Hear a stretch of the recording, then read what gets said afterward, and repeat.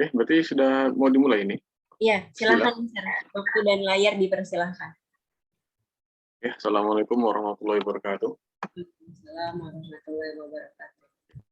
Bismillah, suara saya jelas ya? Jelas, Mister. Oke, mohon maaf sebelumnya. Ya, jadi memang ada kendala di laptop kerja saya. Ya, ini saya menggunakan laptop yang lama, jadi mohon maaf kalau misalnya nanti ada ngelak-ngelak sedikit dalam share screen segala macam.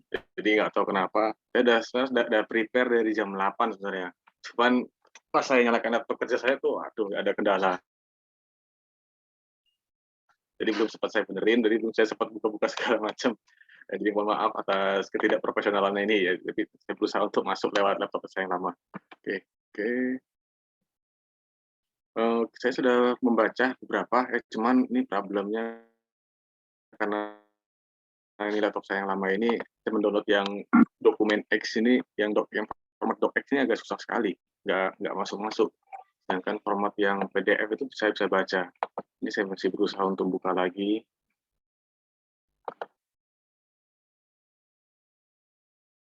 Oke, mungkin sambil saya menyiapkan, dari rekan-rekan yang ada di sini, apakah ada yang ingin ditanyakan mengenai esai, mengenai PDP, atau yang lain, atau mungkin dari pertemuan yang masih ada yang unek-unek yang mau sampaikan, sambil menunggu saya untuk menyiapkan ini. Monggo rekan yang lain bisa ditanyakan lewat lewat chat atau lewat langsung lewat mic.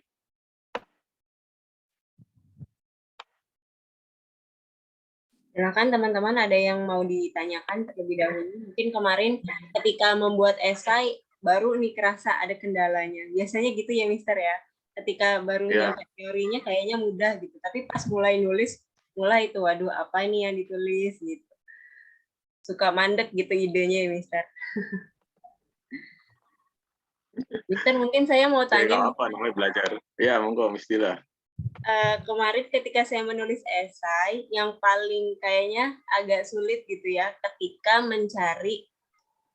mencari bahan untuk tesis, Mister. Oke.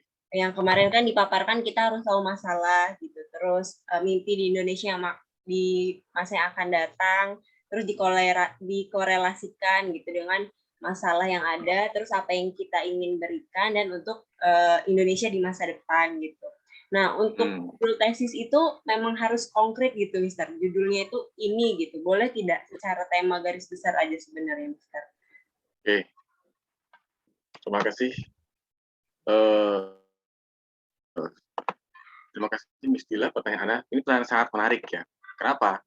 Karena ini terkait dengan tesis. Ya. Jadi tesis itu suatu hal yang kalau dibilang ya momok lah, ya momok. Apalagi kita kan misalnya kalau kita ngerjain skripsi, apalagi skripsinya itu idenya dari dosen, terus untuk mengembangkan ke sana itu agak sulit ya, sangat sulit. Nah, mungkin sekedar info dulu ya. Jadi saya akan memberikan suatu hal yang rekan-rekan semua ini mungkin membuka wawasan. Jadi kan kita dalam yang namanya sistem pendidikan tuh ada 3 jenjang ya, pendidikan tinggi. Ada S1, ada S2, dan S3. Nah, perlu rekan ketahui bahwa setiap jenjang itu punya tujuan masing-masing dalam kelulusannya ya. Kalau di Indonesia maka kita belum punya namanya research base. Artinya research base itu seorang tuh bisa lulus kuliah, lulus jenjang pendidikan tinggi ketika dia sudah melakukan penelitian tertentu. Ya. Cuman kalau kita berbasis cost and research ya. Jadi kita perlu ada produk di akhir ya, baik itu skripsi, tesis maupun disertasi. Nah, cuman ada yang membedakan dari ketiga itu ya.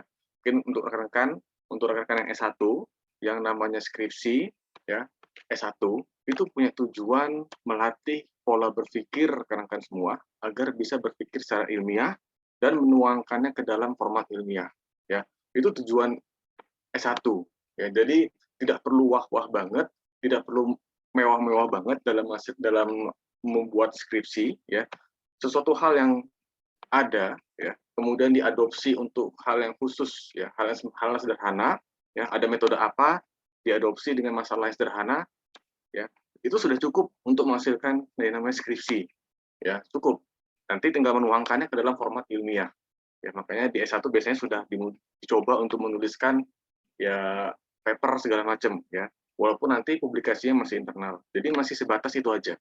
Tidak perlu mengoyo-ngoyo sampai membandingkan beberapa metode segala macam. Ya. Yang penting bisa menuliskan. Nah, nanti di paradigma S2 ya, rekan-rekan semua sudah mulai menemukan sebuah masalah. Nah, masalah itu nanti rekan-rekan semua akan bandingkan ya, mencari metode yang terbaik. Ya, metode terbaik. Misal, didapatkan untuk menyelesaikan masalah itu ternyata ada 3 metode. Nah, tugas dari S2 itu adalah menemukan mana metode yang terbaik. Metode yang terbaik itu dicari, ya tentu tidak sembarangan, tidak kita judge secara subjektif. Artinya dalam menentukan bahwa metode itu terbaik bukan karena kita pengen, bukan karena itu mudah, ya, bukan karena itu sesuai dengan apa yang kita inginkan.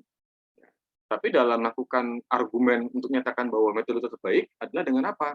Dengan menggunakan bukti-bukti yang kuat, ya. Misal dari pengujian penelitian sebelumnya, dari dukungan jurnal, kemudian kita bisa mencoba 3 metode itu, kemudian kita melihat bahwa hasil yang terbaik adalah metode berapa. Nah, setelah kita dapat intinya, ya dapat metode keberapa yang terbaik, misalnya metode yang ketiga, maka nanti ada tahapan namanya defense, ya, defense, mempertahankan. Apa tujuannya? Ya mempertahankan bahwa metode itu yang terbaik. Ya, jadi teman-teman nanti harus mempersiapkan argumen yang kuat, bukti-bukti yang kuat untuk untuk melawan dosen, ya untuk melawan dosen pengujinya, ya harus bisa membuktikan kenapa kok metode itu yang terbaik. Nah, itu S2. Nah, S3 itu sudah mulai pengembangan metode. Jadi sebuah masalah yang ada, maka tugas S3 itu adalah mengembangkan metodenya, mengimprove metodenya agar dia bisa menghasilkan hasil yang lebih baik dari yang sebelumnya. Ya, jadi kenapa kok misalnya rekan-rekan nih bingung nih, misal, oh mau ngapain ya, mau nulis apa ya penelitian nanti untuk di S2, ya tenang aja. Ya kenapa? Karena sejatinya kita memang sudah diminta untuk menuliskan rencana studi gitu ya. Jadi biasanya di personal statement itu bisa kita tuliskan rencana studi kita. Ya. Cuma kalau misalnya kita bingung, kita mau apa, tentu pasti dalam menentukan sebuah proyek akhir ya, tesis, tentu kita pasti punya namanya tema ya, temanya mau kemana. Kalau saya sebagai teknik elektro, karena saya tertarik di bidang artificial intelligence ya, maka saya bisa mengambil tema ke deep learning, terutama nanti ke bagian computer vision. Computer vision itu artinya bagaimana sebuah komputer bisa melihat sebuah objek dan menentukan objek itu apa. Nah, dari situ saya bisa langsung lakukan pencarian. Pencarian apa? Ya dengan apa? Dengan melihat jurnal-jurnal. Ya.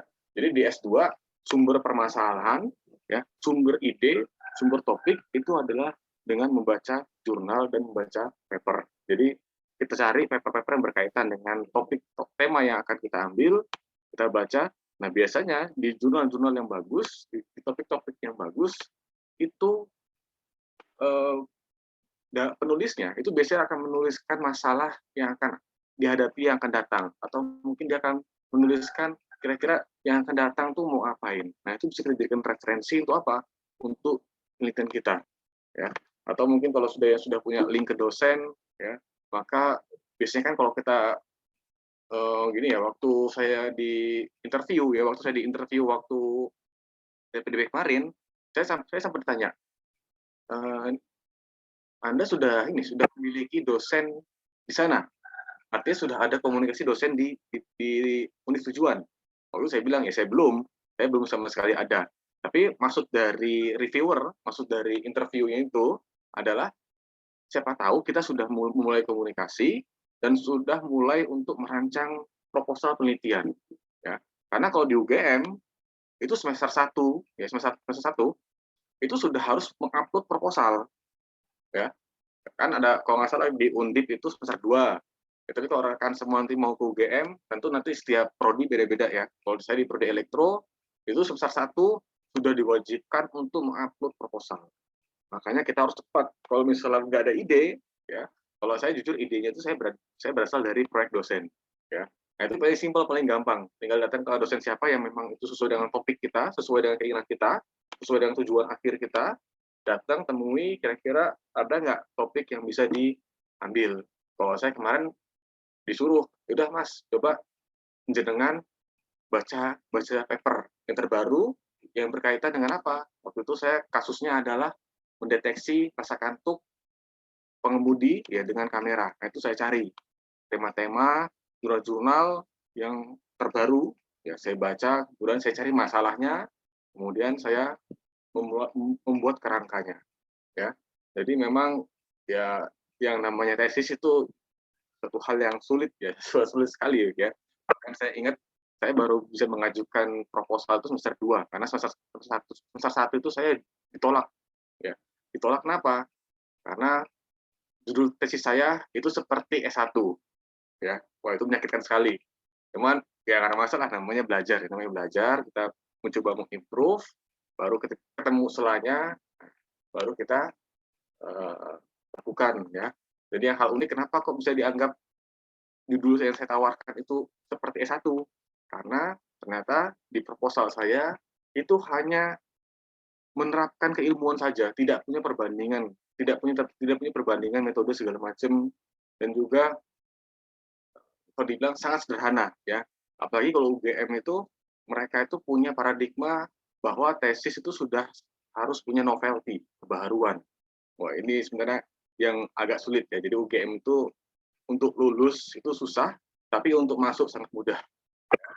Ya seperti itu. Itu mestilah untuk gambaran bagaimana mendapat idenya. Baik, terima kasih Mister. Berarti dari sekarang memang harus rajin-rajin baca paper ya Mister ya, terkait dengan Ya, apa yang kita teliti. Miss ini sudah bisa masuk. Saya untuk Word-nya mungkin akan saya coba share screen ya. Oke, Miss, ini belum Sudah, diizinkan saya. sudah Oh, Mister. sudah. Oke.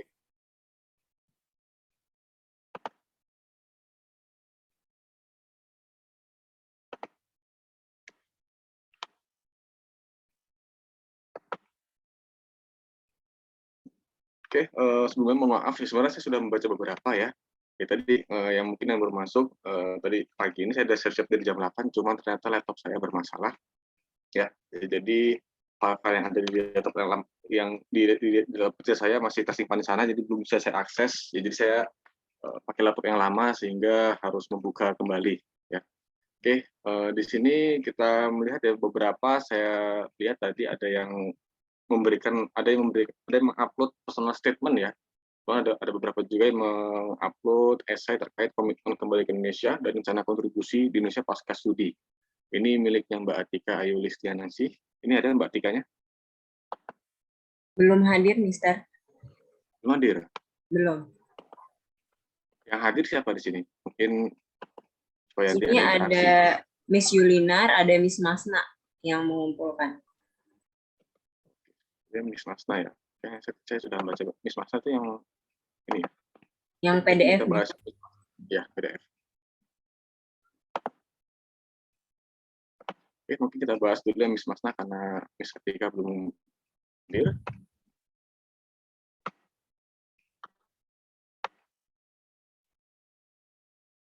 Oke, Miss Dila kelihatan? Sudah Mister. Oke, kalau kemarin ya kita sudah mengetahui ya, jadi sudah saya sampaikan bahwa ada 6 poin ya yang harus dijelaskan dalam esai rencana kontribusi, ya, rencana kontribusi dan komitmen untuk kembali ya. Nah, berbeda dengan yang personal statement yang memang itu tidak ada format, ya, tidak ada poin-poin yang harus dijelaskan, itu bebas kepada mahasiswanya sendiri ya, kepada calon awardee-nya itu mau ngapain, itu terserah ya. Terserah apa yang mau disampaikan. Nah, ini kita bahas yang terkait rencana kontribusi yang memang mereka sudah punya poinnya masing-masing ya. Oke, kita akan buka poin-poin apa aja yang harus ya disampaikan oleh para calon awardee terkait penulisan esainya.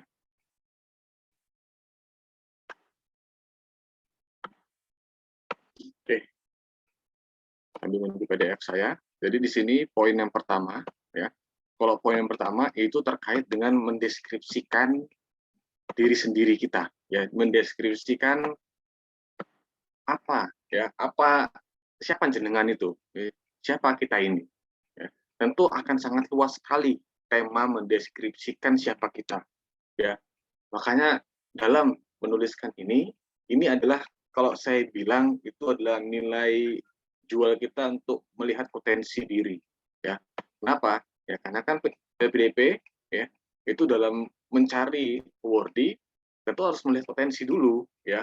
Bagaimana mereka bisa menyajikan dirinya sendiri, kira-kira pantas nggak untuk mendapatkan beasiswa ini, ya. Kenapa? Ya karena beasiswa ini dia punya kuota dan juga punya passing grade, ya. Mungkin saya kemarin sudah saya sampaikan ya bahwa LPDP itu punya passing grade. Dan passing grade itu bisa kita minta setelah kita lulus menjadi awardee, ya. Dan uniknya adalah setiap jurusan itu punya jadi kalau kemarin waktu di zaman saya, ketika kita bisa minta bisa minta hasil review dari uh, reviewer, FGD ataupun essay on the spot, ya. Dan kita bisa melihat nilai hasil akhir kita, ya. Dan setiap prodi itu punya passing grade-nya masing-masing. Jadi memang ada beberapa prodi yang dia itu diutamakan, ya, sehingga passing grade-nya lebih rendah, ya. Itu biasanya eksakta segala macam. Ya, saya lupa detailnya apa aja, tapi memang ada beberapa prodi yang memang prioritasnya tidak sepenting yang di awal itu, sehingga passing grade-nya lebih tinggi. Ya, jadi ini memang ya hard truth, ya. Jadi prodi itu menentukan juga, ya. Artinya kalau misalnya prodinya itu memang dibutuhkan oleh Indonesia, itu biasanya kan direndahkan, ya. Ini memang tidak distatementkan kalau kemarin itu tidak distatementkan di persyaratan. Itu memang internalnya LPDP. Jadi itu memang kami dapatkan ketika kami meminta hasil reviewernya, dan itu memintanya memang harus lewat CS-nya LPDP dan diberikan melalui email, ya. Itu boleh diminta di zaman saya. Cuma kalau misalnya nanti direkankan semua, kalau misalnya ada yang terima, ya monggo nanti bisa meminta hasilnya, ya, lewat email. Nah, ada 6 poin, ya. Yang pertama, mendeskripsikan diri kita masing-masing, ya. Nah, ini yang poin awal, ini poin yang krusial, ya. Tentu dalam mendeskripsikan kita sangat banyak sekali spektrumnya. Cuman yang kemarin saya sampaikan adalah karena tujuannya adalah pendidikan, maka rekan-rekan semua harus mendeskripsikan sesuai dengan apa yang telah dilakukan dari bidang pendidikan, yang berkaitan dengan pendidikan, yang berkegiatan tentang pendidikan, baik itu yang formal maupun non formal, ya. Jadi nggak usah nyebutin hobi segala macam. Kalau hobinya berkaitan dengan pendidikan itu nggak ada masalah. Tapi kalau hobinya malah nggak nyambung, ya itu malah jadi membuang-buang kata-kata, ya. Artinya kita punya fokus di sini. Fokusnya apa? Ya ceritakan masalah pendidikan rekan-rekan semua. Terus kegiatannya apa? Segala macam. Ya, kalau saya kemarin yang saya ceritakan apa? Ceritakan bahwa saya punya minat di sana, minat di prodi, kemudian saya ceritakan juga terkait kegiatan KKN saya segala macam. Artinya yang berkaitan dengan apa yang telah saya lakukan di masa saya kuliah, ya. Nah, cuman ya saya nggak banyak yang saya ceritakan. Kenapa? Karena saya bukan tipe orang yang banyak kegiatan segala macam yang sampai ngikutin beberapa organisasi. Makanya saya bisa mengeksploitasi kegiatan KKN saya. Itu yang saya jadikan faktor utama, ya. Nah, di Babasna ini sudah saya baca, ini sangat baik sekali, ya. Artinya sudah punya keunggulan, yaitu masa studinya 3 tahun 7 bulan. Wah, saya aja 4 tahun 2 bulan saya. Tapi Babasna ini sudah punya pijakan, ya, stepping point yang sangat baik sekali, yaitu lulusnya kurang dari 4 tahun, ya. Kemudian juga Babasna itu menjadi asisten. Nah, ini sangat baik sekali. Kenapa? Ya karena artinya kalau asisten itu berarti dia sudah punya kemampuan akademik yang mencukupi, ya.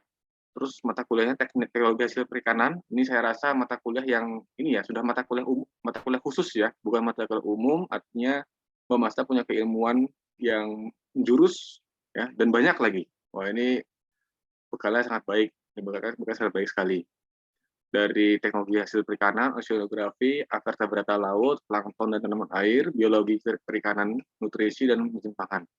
Ini banyak sekali. Saya juga waktu jadi ASTO cuma satu mata kuliah. Tapi Babasna ini sangat banyak, ya. Jadi punya modal yang sangat besar. Kemudian keaktifan organisasinya itu di Hima, ya Hima, dan melakukan kegiatan magang. Oke, magangnya ini mungkin bisa disampaikan juga, magang ini kan kalau nggak salah suatu hal yang menjual, ya. Artinya magangnya di mana? Magangnya kan KP kalau nggak salah. Kalau Mbak Masna ini lulusan tahun berapa? Kayaknya Mbak Masna ada ya? Ada, Sir. Ada. Iya, Mbak Masna, Mister. ya, Mbak Masna lulusan tahun berapa? Tahun 2018. Oh, 2018 ya. Oh, berarti masih belum MBKM ya waktu itu ya, masih kurikulum masih yang Belum, lama. Mister. Nah, mungkin di sini Miss Masna magangnya itu mungkin bisa disampaikan juga. Ini kan masih banyak ya, kayak masih banyak kata-kata yang maksudnya belum sampai 1.500 kata ya. Mungkin magangnya itu kalau memang itu berkaitan dengan kegiatan akademik yang sesuai dengan jurusannya, itu bisa disampaikan. Dan kalau misalnya di magang itu melakukan suatu hal yang unik, ya melakukan suatu hal yang unik itu bisa disampaikan juga di sini, ya. Kemudian di sini Miss Masna juga, ini terkait dengan kegiatan setelahnya ya, Awardee of Coaching Clinic Scholarship, ya. Kemudian Awardee of China, ini seperti di frontier di Pare diri, yang mengajarkan bahasa secara online. Oke, hal ini saya Oke.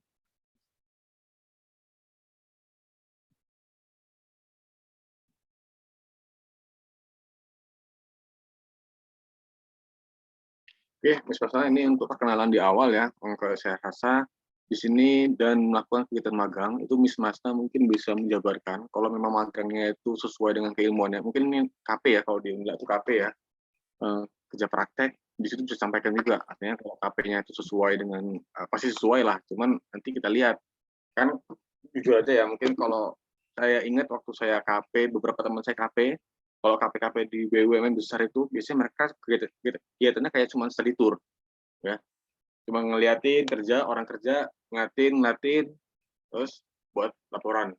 Nah, itu kan jadi kurang berkesan ya. Yang namanya kerja praktek itu melakukan suatu hal. Nah, alhamdulillah kalau waktu itu saya kegiatan KP-nya ya, atau magangnya itu di perusahaan kontraktor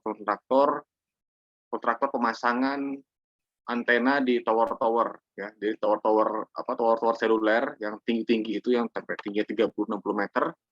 Nah, itu kontraktor di situ, artinya mereka melakukan pemasangan itu kalau nggak salah seluruhnya XL ya.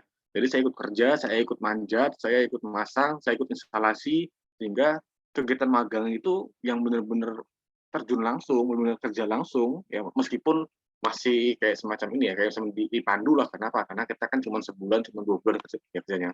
Jadi benar-benar dipandu, tapi sebenarnya kita sudah kerja di sana. Nah, itu bisa kita sampaikan di sini. Artinya KP kita tuh berkesan. KP kita tuh punya nilai jual bahwa kita telah menerapkan keilmuan kita. Nah, kalau misalnya KP-nya tadi ya, ada beberapa teman saya yang waktu itu KP-nya cuma keliling kampung, keliling perusahaan, ngeliatin doang, nyatet, selesai. Jadi kan itu tidak ada pengalaman di situ. Nah, itu mungkin bisa di-skip kalau itu. Tapi kalau misalnya Miss Masna itu punya pengalaman yang luar biasa di magangnya, di KP-nya, itu bisa disampaikan juga di sini. Nah, kemudian di sini karena Miss Masna terkait dengan bidang perikanan dan kelautan, khususnya pemberdayaan sumber daya kelautan. Nah, di sini punya tujuan untuk meningkatkan kesejahteraan nelayan. Ya. Oke, kalau kemarin sudah saya sampaikan ya terkait dengan masalah ya. Ini kan di poin nomor 2 kita sudah mulai mengenalkan masalah apa yang nanti akan kita bahas ya.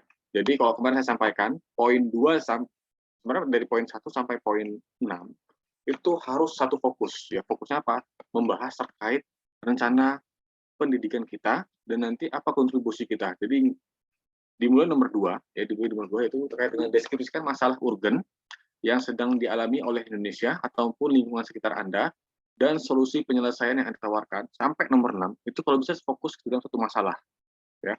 Di sini Miss Masna mempresent ya, mengenalkan sebuah masalah yaitu terkait dengan meningkatkan kesejahteraan nelayan ya. Oke. Cuma kalau saya rasa di sini ini masih kalau dibilang luas sekali cakupannya ya. Kesejahteraan itu tentu setiap nelayan itu punya apa ya? sepertinya punya di setiap wilayah itu punya hal yang berbeda-beda fokusnya.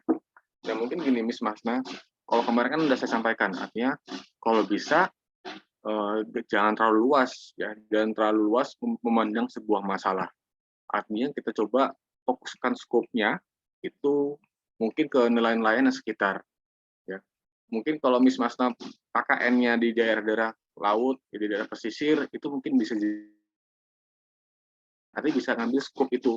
Ternyata kesejahteraan di nelayan daerah mana ya, atau mungkin kalau di Lampung tuh di TPU ya, di TPU saya masih ingat di TPU itu yang di daerah Teluk Betung itu ya, itu kan banyak di tempat penjualan TPI ya, tempat penjualan ikan itu kan banyak nelayan. Ya mungkin di situ kita jadikan kasus, bisa kita survei segala macam kira-kira apa masalah mereka terkait kesejahteraan ya.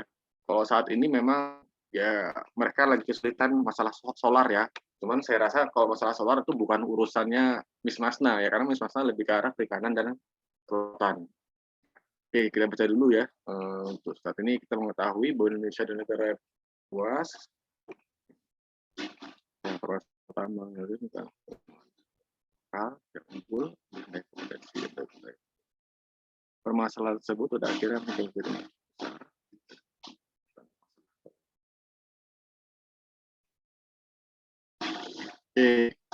tetapi sumber daya perikanan nasional saat ini belum memberikan manfaat dan kontribusi maksimal. Oke, Miss Masna, saya mau nanya nih, ya terkait permasalahan utama yang dihadapi oleh Bangsa Indonesia sehingga sulit untuk melakukan optimalisasi pengembangan perikanan berbasis potensi lokal yang unggul adalah rendahnya kompetensi. Ini maksudnya seperti apa, Miss Masna? Artinya apakah memang ya kan setiap daerah itu kan punya potensi ikan yang unik, yang ini ya, yang berbeda ya. Mungkin di daerah Lampung mungkin ikannya ikan apa, jenis apa, terus di daerah Jawa ikannya ikan apa seperti itu gambarannya, Miss Masna? Iya, Mister. Jadi kan sebelumnya mungkin saya ngejelasinnya karena terlalu luas gitu ya, Mister. Jadi kayak di berbagai daerah tuh beda-beda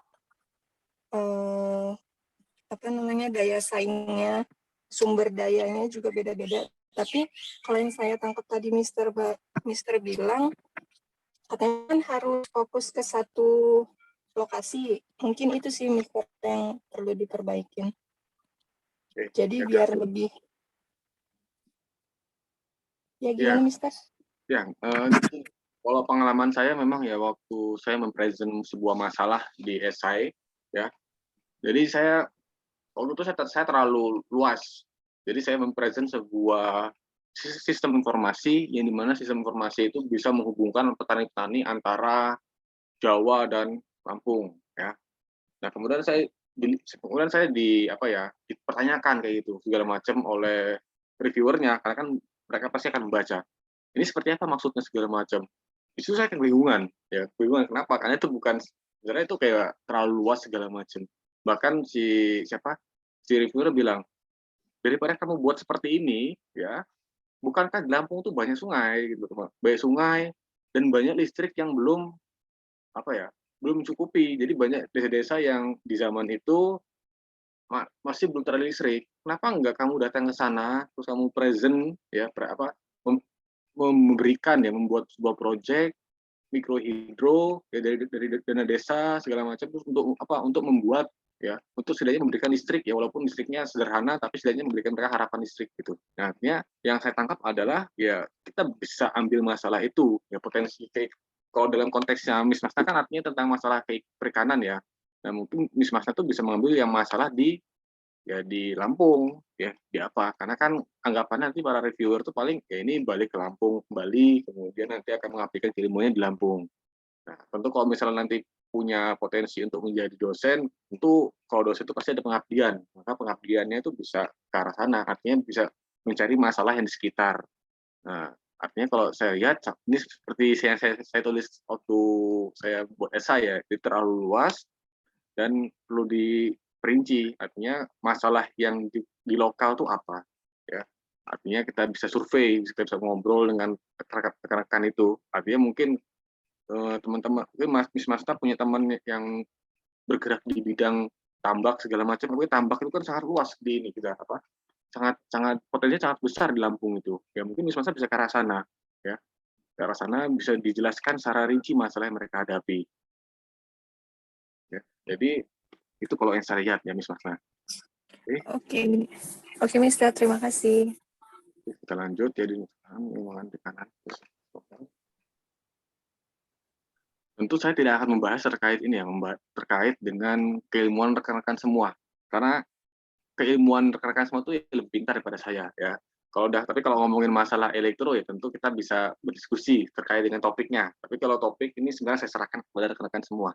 Tapi nanti yang saya lihat adalah terkait kecakupan keluas topiknya itu kira-kira ya lokal nggak, artinya kira-kira itu di lingkungan sekitar kita nggak ya, itu yang kita tawarkan dulu ya kepada reviewer.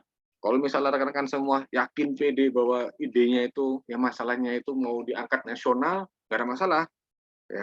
Tapi nanti kira-kira mampu nggak ya ketika ditanya sama interviewer ya kira-kira bisa nggak mempertahankan itu ya. Dia benar harus siap ya. Makanya kita coba cari scope yang kecil dulu yang kita pahami ya. Jadi gini, kalau kita mengangkat sebuah tema yang luas itu jadi bahan yang mudah untuk dijatuhkan oleh interviewer. Kenapa? Karena interviewer juga pasti tahu masalah itu. Tapi kalau kita bisa mempresent masalah yang ada di daerah kita, kan yang tahu itu kita.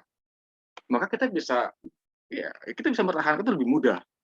Karena reviewer nggak tahu, ya nggak tahu masalah yang ada di daerah itu.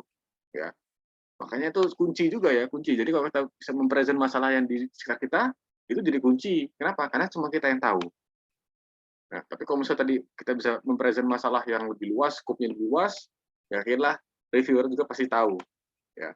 Jadi kita mencoba untuk menutup kemungkinan reviewer itu tahu masalah yang dihadapi. Nah, tinggal nanti kita bisa mempertahankan nggak solusi yang kita tawarkan. Itu aja. Jadi dari masalah itu bisa kita kecilkan skopnya. Oke, lanjut ya. Ini sudah menawarkan solusi. Jadi kalau saya lihat masalahnya terkait dengan sumber daya dari nelayannya ya, jadi potensi pengembangannya, kemudian daya saing ya. Cuman tadi Miss Masna tambahan dari saya artinya kalau bisa di-scope masalahnya. Kalau saya lihat nih masalahnya masih masalah sangat umum sekali, kalau bisa cari masalahnya yang spesifik ya sehingga nanti bisa menaruhkan solusi yang spesifik juga. Yang bisa dipertahankan ketika nanti di interview. Oke, ini langkah-langkah solusi yang ditawarkan oleh Miss Masna terkait dengan peningkatan kesejahteraan nelayan. Oke, pertama peningkatan kualitas pendidikan sumber daya kelautan perikanan. Kemudian langkah kedua peningkatan fasilitas pemasaran dan anggaran pembangunan. Kemudian peningkatan pengelolaan produksi sebagai ekonomi. Langkah keempat optimalisasi pengawasan UU tentang ya. Langkah kelima penumbuhan hasil perikanan UU. Langkah keenam peningkatan kapasitas kemitraan bagi nelayan. Oke, ini kalau saya melihat sebagai saya orang awam, ya sebagai orang awam yang di bidang perikanan, ini sudah sangat lengkap sekali dalam memberikan solusinya. Ya. Jadi kalau saya lihat karena ini masalah yang umum, tapi setidaknya Miss Masna sudah mempresent solusi terkait masalah yang sudah disajikan oleh Miss Masna ya terkait kesejahteraan ya. Jadi topiknya terkait kesejahteraan. Ya, tadi saran saya kalau bisa difokuskan ke spesifik sekali. Artinya kalau bisa, misal kita sudah ngomong nih ternyata ada masalah kesejahteraan. Yang memang kita bisa bawa seperti yang ada di daerah saya di Lampung, ya, kesejahteraan di nelayan di daerah mana. Nah, kenapa? Karena saya yakin yang namanya kesejahteraan itu tentu di setiap daerah punya masalahnya masing-masing. Ya, jadi satu lagi ya, saya tambahan. Hal yang unik dalam kita nanti misalnya rekan-rekan semua S2 itu ada yang namanya studi kasus. Ya, studi kasus itu bisa kita angkat sebagai topik. Ya, meskipun nanti dalam solusinya kita bisa mengambil dari ya solusi itu tidak perlu terbarukan, tapi bisa kita ambil, kita adopsi untuk masalah kita di tesis kita itu bisa. Ya, jadi studi kasus itu sebenarnya sudah kebaruan, sudah keunikan. Jadi ketika kita bisa melihat studi kasus, ya kita bisa present masalah di studi kasus, itu jadinya kita sudah punya masalah yang unik dan solusinya pun pasti akan unik juga ya. Jadi kita coba untuk menyajikan masalah dalam studi kasus. Oke, kemudian ini pemanfaatan dan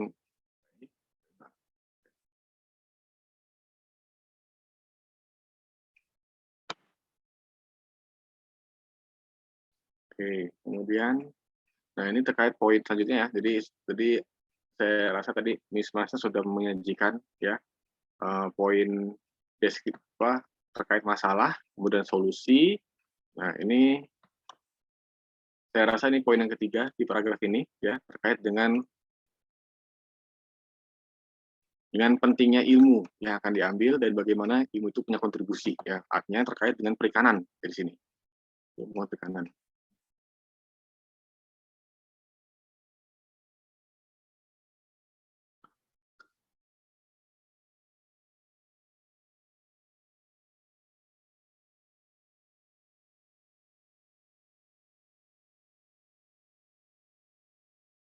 Ya, artinya kalau kita berbicara masalah perikanan ya, sesuai dengan prodinya Miss Masna, ini sebenarnya sangat sejalan sekali dengan kondisi demografinya, kemudian geografi bentuk bentuk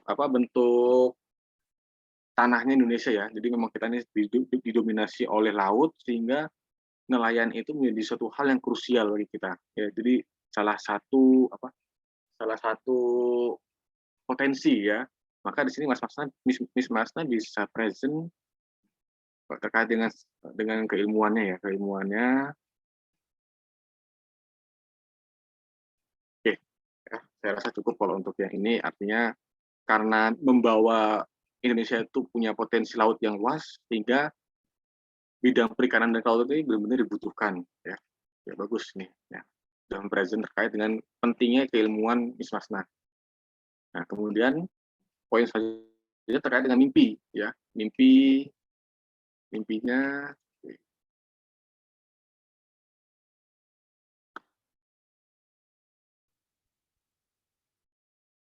oke.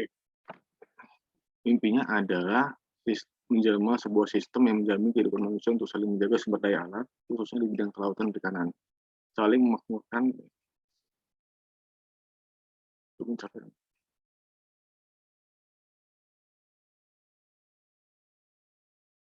Oke, itu terkait dengan mimpi, dan mimpi kemudian peran dan mewujudkannya. Intinya Miss Masna ini pengen ada sistem ya, sistem yang menjamin kehidupan manusia untuk saling menjaga sumber daya alam, khususnya di bidang kelautan dan perikanan. Oke, Miss Masna, ini yang saya tangkap apa gara-gara overfishing, jadi kita akan harus harus menjaga itu, gitu nggak maksudnya Miss Masna? Bentar, Mister. Sebenarnya emang mengarahnya ke situ, cuma fokusnya lebih kayak kan kalau saya itu menjelaskan tentang kesejahteraan ekonomi dari nelayan gitu. Terus saya jelasin juga itu tentang karena overfishing. Sebenarnya perlu nggak sih, Mister, apa langsung fokus ke kesejahteraan dari nelayan itu aja? Ya, tadi kan kalau saya bilang kalau misalnya Miss Masna membawa kesejahteraan, maka nanti mimpinya itu ya terkait dengan kesejahteraan juga toh. Makanya saya lihat sistem yang dapat menjamin kehidupan manusia untuk saling menjaga sumber daya alam khususnya di bidang kelautan. Nah, maksudnya menjamin kehidupan manusia ini dalam konteks apa dulu, Miss Masna? Tadi kesejahteraan itu ya? Iya, lebih ke kesejahteraannya. Oke. Karena kan kalau misalnya sumber dayanya udah bagus, nelayan juga sumber mencari rezekinya istilahnya ya dari situ karena sumber dayanya udah bagus gitu, Mister. Oke, berarti untuk nelayan sejahtera itu menjaga sumber dayanya gitu maksudnya? Benar. Oke. Nah, itu kan berarti mimpinya ya, dengan menjaga sumber daya alam kuncinya ya.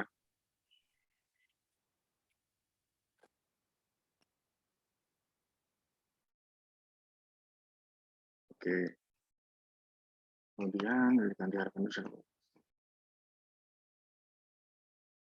Oke, kita pegang dulu ya bahwa Miss Masna punya mimpi untuk menjamin kesejahteraan nelayan dengan cara menjaga sumber daya alamnya. Oke, berarti kuncinya di bagian menjaga sumber daya alam. Ya nanti kira-kira menjawab nggak solusi apa bagaimana cara mewujudkan mimpinya itu. Oke, kemudian perannya di sini Miss Masna menyampaikan.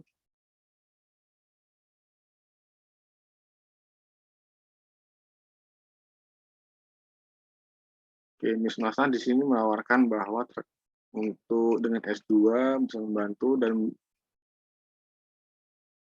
wirausaha. Oke, menjadi wirausaha di perikanan.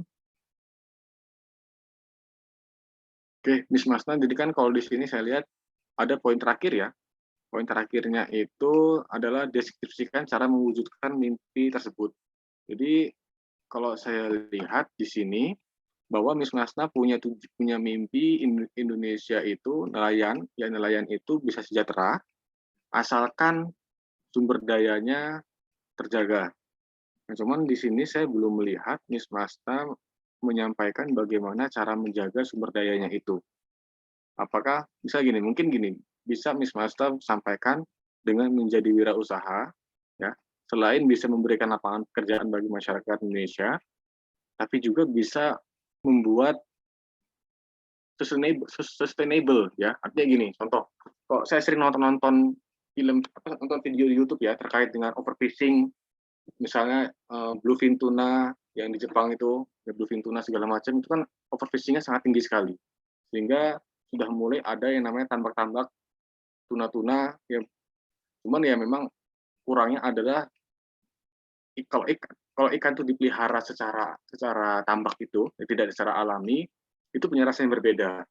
Ya cuma setidaknya itu bisa memberikan solusi apa ya untuk menjaga lingkungan ya. Jadi kira-kira misalnya gini, ya misalnya kan tadi pengen menjaga ya. Nah kira-kira dengan wirausaha itu, ya misalnya nanti wirausahanya di bidang tambak segala macam, maka bisa mempresent bahwa dengan kita kita mencegah mengambil benih-benih ya benih-benih di alam liar atau menjaga keseimbangan ya, jumlah ikan ada di alam liar ya dengan apa dengan menggantinya dengan ditambak mungkin bisa membawa seperti itu untuk yang lebih paham nih Masna ya atau saya juga pernah nonton video kalau nggak salah beberapa ikan itu mereka pubernya musim kawinnya jauh lebih cepat. Kenapa? Karena yang dewasa-dewasa diambilin sehingga mereka beradaptasi untuk puber lebih cepat dan kawin lebih cepat. Sehingga ikan-ikan yang dihasilkan lebih kecil. Itu kenapa? Karena overfishing. Jadi karena kurang menjaga alamnya. Ya, yang mungkin misalnya dengan menjadi wirausaha bisa mempresent bahwa itu bisa mencegah overfishing. Artinya ikan-ikan yang di alam liar ya mungkin tetap diambil, tapi setidaknya karena ada tambak segala macam, itu setidaknya bisa mencegah. Ya, contoh kayak tambah lagi ya, kayak ikan-ikan sturgeon ya yang jadi kaviar itu kan karena dia untuk menghasilkan kaviar itu sampai 7 tahun ya terus orang-orang pada overfishing semua ujungnya apa ujungnya jadi langka ya jadi spesies langka makanya sekarang sudah mulai ya sturgeon itu dikembangkan dalam tambak gitu ya dalam pertanian dalam perikanan tambak gitu ya nah itu kan jadi bisa memberikan solusi ya mungkin gitu Miss Masna apa gitu nggak maksudnya sesuai nggak dengan yang saya sampaikan. Iya benar Mister sesuai. Cuma yang saya sampaikan itu mungkin ada tambahannya. Selain sumber dayanya itu, saya juga menjelaskan tentang pengolahannya gitu. Seharusnya nggak usah ya, Mi? Ya, oke, seharusnya mungkin Miss Masna bisa sampaikan juga di akhirnya. Karena kan tadi di poin terakhir itu adalah bagaimana mewujudkan mimpinya. Mimpinya apa? Mimpi Miss Masna pengen kesejahteraan dengan menjaga lingkungan segala macam. Nah, itu bisa diterapkan. Artinya dengan wirausaha tidak hanya menjaga tadi ya, misal tidak perlu overfishing segala macam bisa dikasih solusi apa, kemudian juga pengolahannya biar nanti produknya itu tidak hanya dijual mentah tapi juga dijual yang sudah diolah dan nilainya lebih tinggi lagi. Mungkin itu bisa ditambahkan di poin akhirnya, artinya menjaga dari sisi alamnya. Seperti itu Miss Masna. Oke, terima kasih, Mister. Oke, Miss Masa ada pertanyaan lagi? Cukup, Mister. Oke.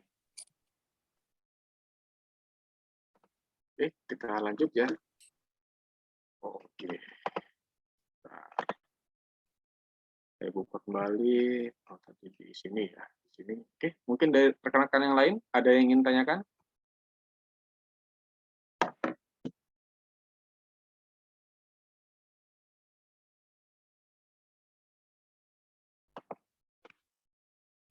Oh. Di sini sudah terbuka.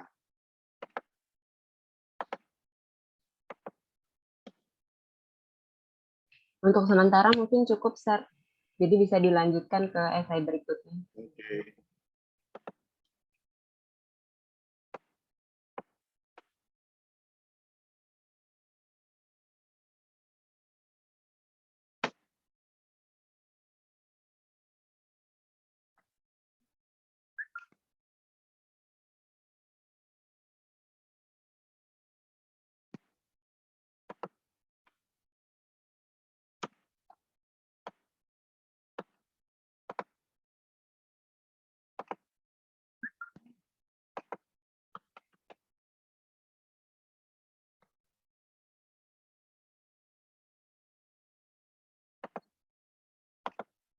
Oke, mohon maaf kalau agak lama.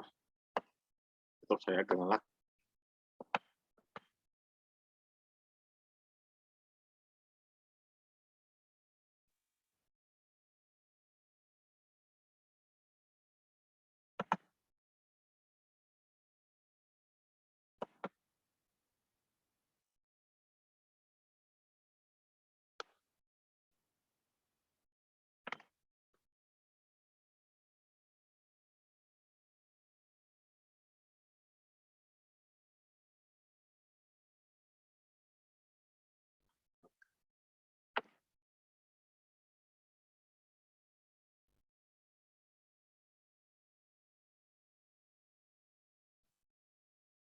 Oke, ini menunggu laptop saya agak kesulitan. Mungkin Miss Dila bisa share screen untuk yang punya siapa yang hadir lagi.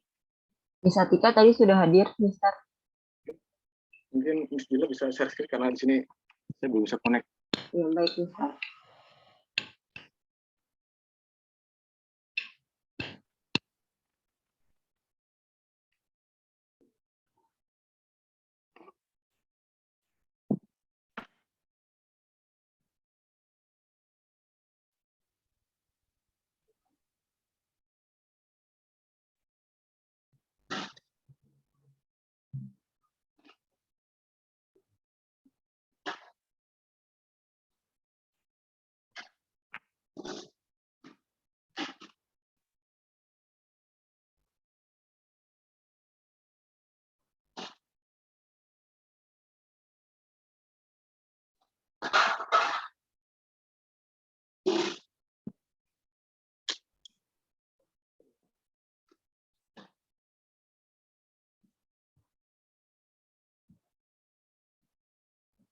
Mohon maaf, Mister, sebentar. Ini ternyata laptopnya ngelak juga. Wah, senasib nih Miss Dila. Ini saya sedang loading lagi nih, saya coba lagi masuk. Aduh.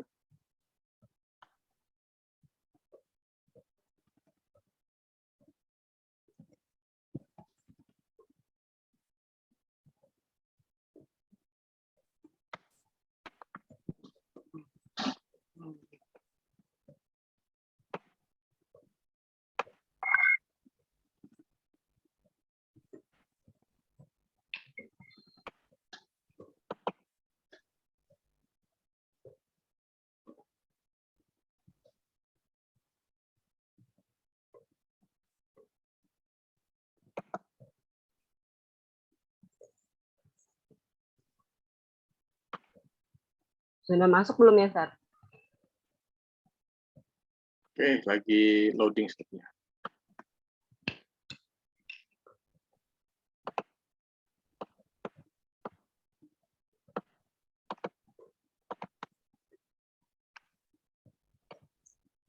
Oke, Miss Dila, saya sudah bisa membuka untuk yang Miss Atika. Mungkin saya aja share screen.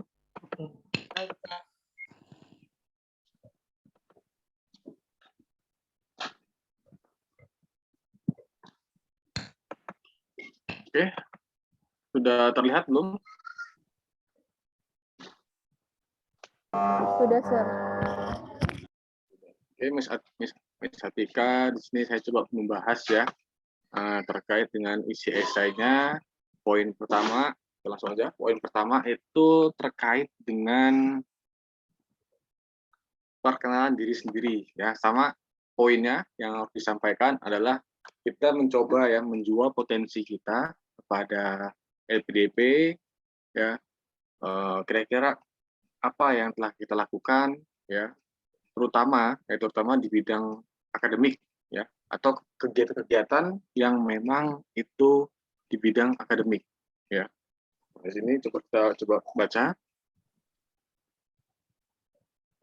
Oke, bidik misi selamat datang. Oke, ini sudah mempresent baik, artinya kita punya Miss Master punya potensi ya, lulus dalam waktu di bawah 4 tahun ya.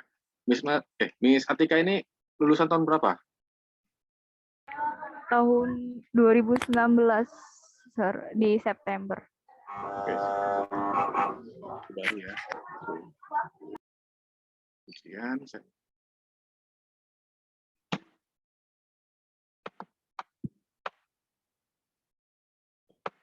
yang boleh.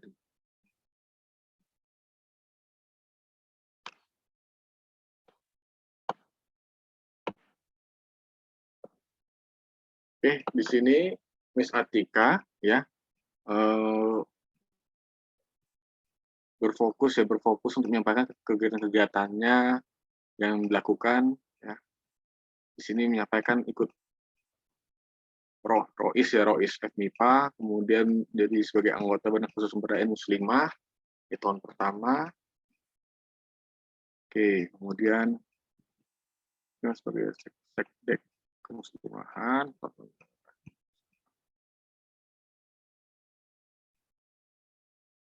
Oke, ya di sini kalau saya lihat Miss Atika itu mempresent dirinya ya sebagai mahasiswa yang aktif dalam kegiatan kemahasiswaan ya, nggak ada masalah ya. Kenapa? Karena kita juga melihat ya, karena nanti ini bakal kita sajikan ya sebagai nilai jual kita bahwa Miss Masa tidak hanya nanti bagus di akademik ya, tentu nanti juga seimbang dengan kegiatan organisasinya ya, nggak ada masalah. Ini saya rasa sudah cukup untuk perkenalan dirinya. Oke. Kemudian di paragraf 2 masih terkait perkenalan diri ya.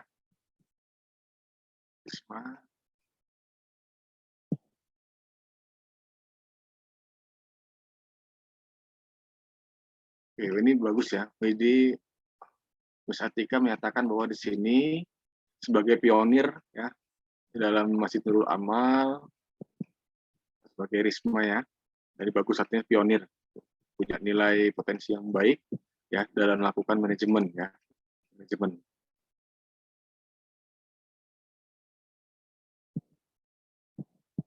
Oke, di sini juga Miss Masna tidak hanya tadi di awal mempresent terkait dengan kegiatan di kampus, tapi juga di sini saya rasa ada pengabdiannya. Ya, pengabdiannya contoh kayak ini mengadakan beberapa acara-acara ya, lomba-lomba ya, ini untuk anak-anak segala macam, kemudian cekersan gratis dan bersama ini saya rasa sangat bagus sekali untuk menyajikan terkait dengan apa yang telah dilakukan ya. Tentu karena saya membawa diri saya juga sebagai fresh graduate, tentu rekan-rekan semua juga pasti membawa dirinya sebagai lulusan baru ya. Tentu kalau yang kita sampaikan ya sesuai dengan apa yang kita lakukan ya terkait dengan kegiatan mahasiswa dan sebagainya. Tentu kalau rekan-rekan semua nanti sudah bekerja segala macam ya, maka nanti bisa juga disampaikan pekerjaannya itu apa ya.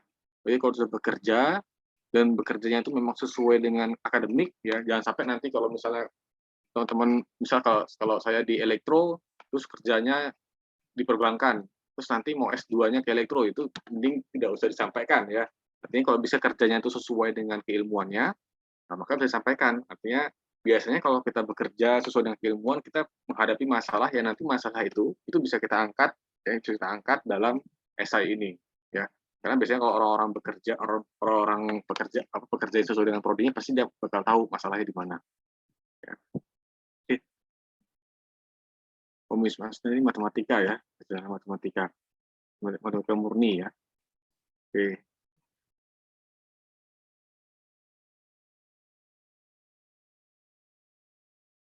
Oke, Miss Masa, ini sampai sini masih ini ya? Masih deskripsi diri nggak ini? Miss Atika, maaf sir. Iya, Ketiga ini ya ini pengalaman bekerja. Pengalaman bekerja. mungkin bisa disederhanakan. Karena kalau saya rasa ini terlalu banyak sekali. Oh iya. Ini satu paragraf cukup sebenarnya. Cuman yang kita highlight, yang kita ambil itu memang kalau bisa yang itu tadi apa? Benar-benar itu punya impact. Yang contoh ini, yang ini menjadi pionir dalam Risma. Saya rasa ini masih bisa dipresentkan ya, bahwa ini Miss Masa sudah melakukan pengabdian untuk warga Indonesia. Kemudian kalau yang terkait keaktifannya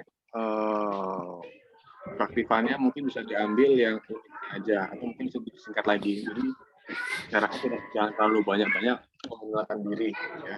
Jadi cukup yang kita jelaskan itu cukup yang benar-benar yang bisa menjual ya, dan juga benar-benar itu punya impact yang bagus. Contoh kayak ini, kayak mengadakan acara-acara ini sampai kesan itu saya rasa bisa dimasukkan ya.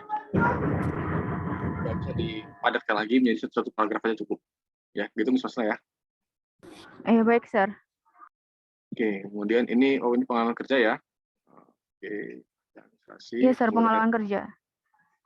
Oke. SMKS GRI 4.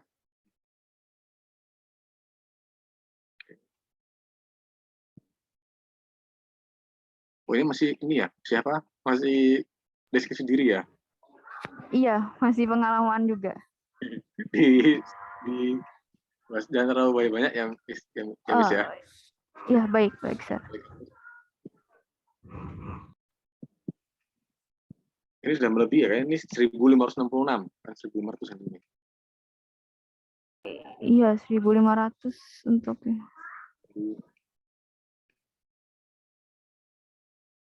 ini ASDOS, jadi ASDOS eksplorasi data dalam mata kuliah platform eksplorasi dan benar.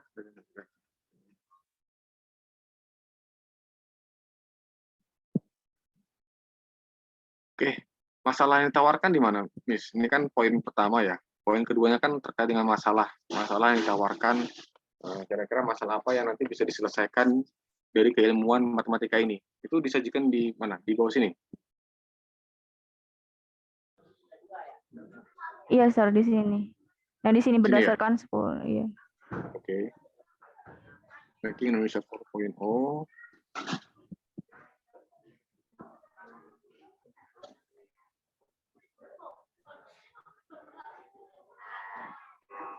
Ini berarti introduction terkait dengan masalah yang mau diambil. Iya, introduction-nya, sir. Oke, ini sebelum prioritas.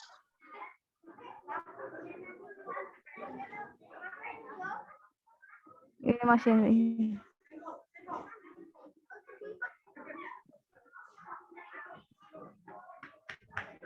berarti berangkat dari permasalahan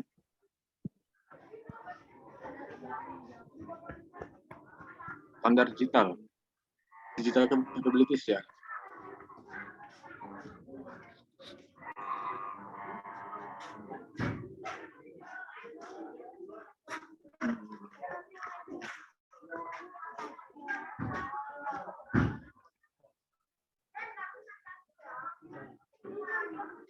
Nanti PPIU punya masalah. Cuman di sini saya belum nangkep loh, Miss. Ini maksudnya dari 10 prioritas nasional, ya. Nah, masalah yang dihadapi sebenarnya apa? Miss Atika bisa cerita nggak? Sebenarnya di ilmu matematika itu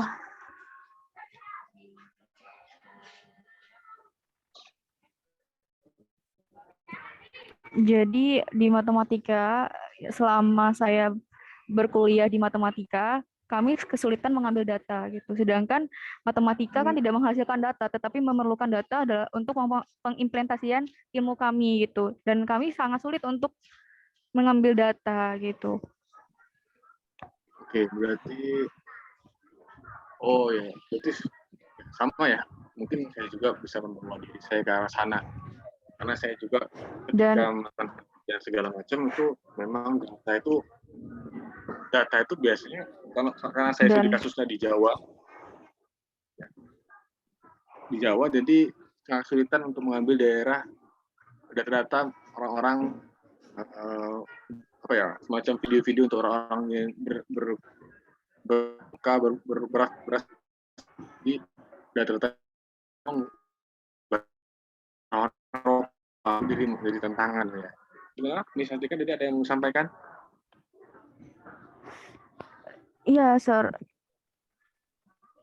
Jadi di sini tuh juga saya niatnya mengabdikan diri sebagai dosen dan membuat tim untuk peneliti gitu, karena dari awal di matematika itu tidak ada yang menaungi untuk penelitian seperti itu dari awal. Jadi bingungan gitu setelah di semester akhir kita harus penelitian dan nggak punya data, nggak tahu harus ngapain gitu. Jadi harapannya ketika saya menjadi dosen, saya dari awal itu sudah membuat tim penelitian gitu dengan mengumpulkan data-data sehingga bisa diakses untuk semua mahasiswa gitu. Dan banyak juga kesempatan untuk mahasiswa matematika untuk penelitian gitu, karena dari sebelumnya juga belum ada dari jurusan matematika yang lolos PKM seperti itu, Sir. Karena emang sulit ya. Kalau matematika murni kan benar-benar teori sekali ya. Iya, Sir. Sebenarnya kalau di Unila ada matematika murni dan statistika. Dan saya statistika, Sir. Tapi memang kalau di sana tidak ada kesempatan untuk ngambil data secara langsung gitu. Dan kita memang memakai data yang sudah jadi, data sekunder gitu. Tapi nggak punya kita. Dan regulasinya sangat susah untuk mengambil data. Oke. Karena ya memang pengalaman saya juga ya terkait dengan data seperti ini, terkadang data itu hanya milik apa ya internal ya. Jadi yang dibuat konsumsi mereka sendiri itu jadi masalah. Karena kalau di bidang keilmuan saya beberapa itu terkadang ya beberapa keilmuan beberapa minat di tempat saya itu alhamdulillahnya sudah buka. Jadi ada beberapa data-data yang memang tuh dibuat open ya, jadi boleh mendownload asalkan kita menyetujui beberapa hal yang mereka tawarkan. Itu sekarang sudah mulai mereka membuka data, ya data itu bisa dimanfaatkan ya, untuk penelitian. Ya mungkin itu yang bisa kita lihat di sini.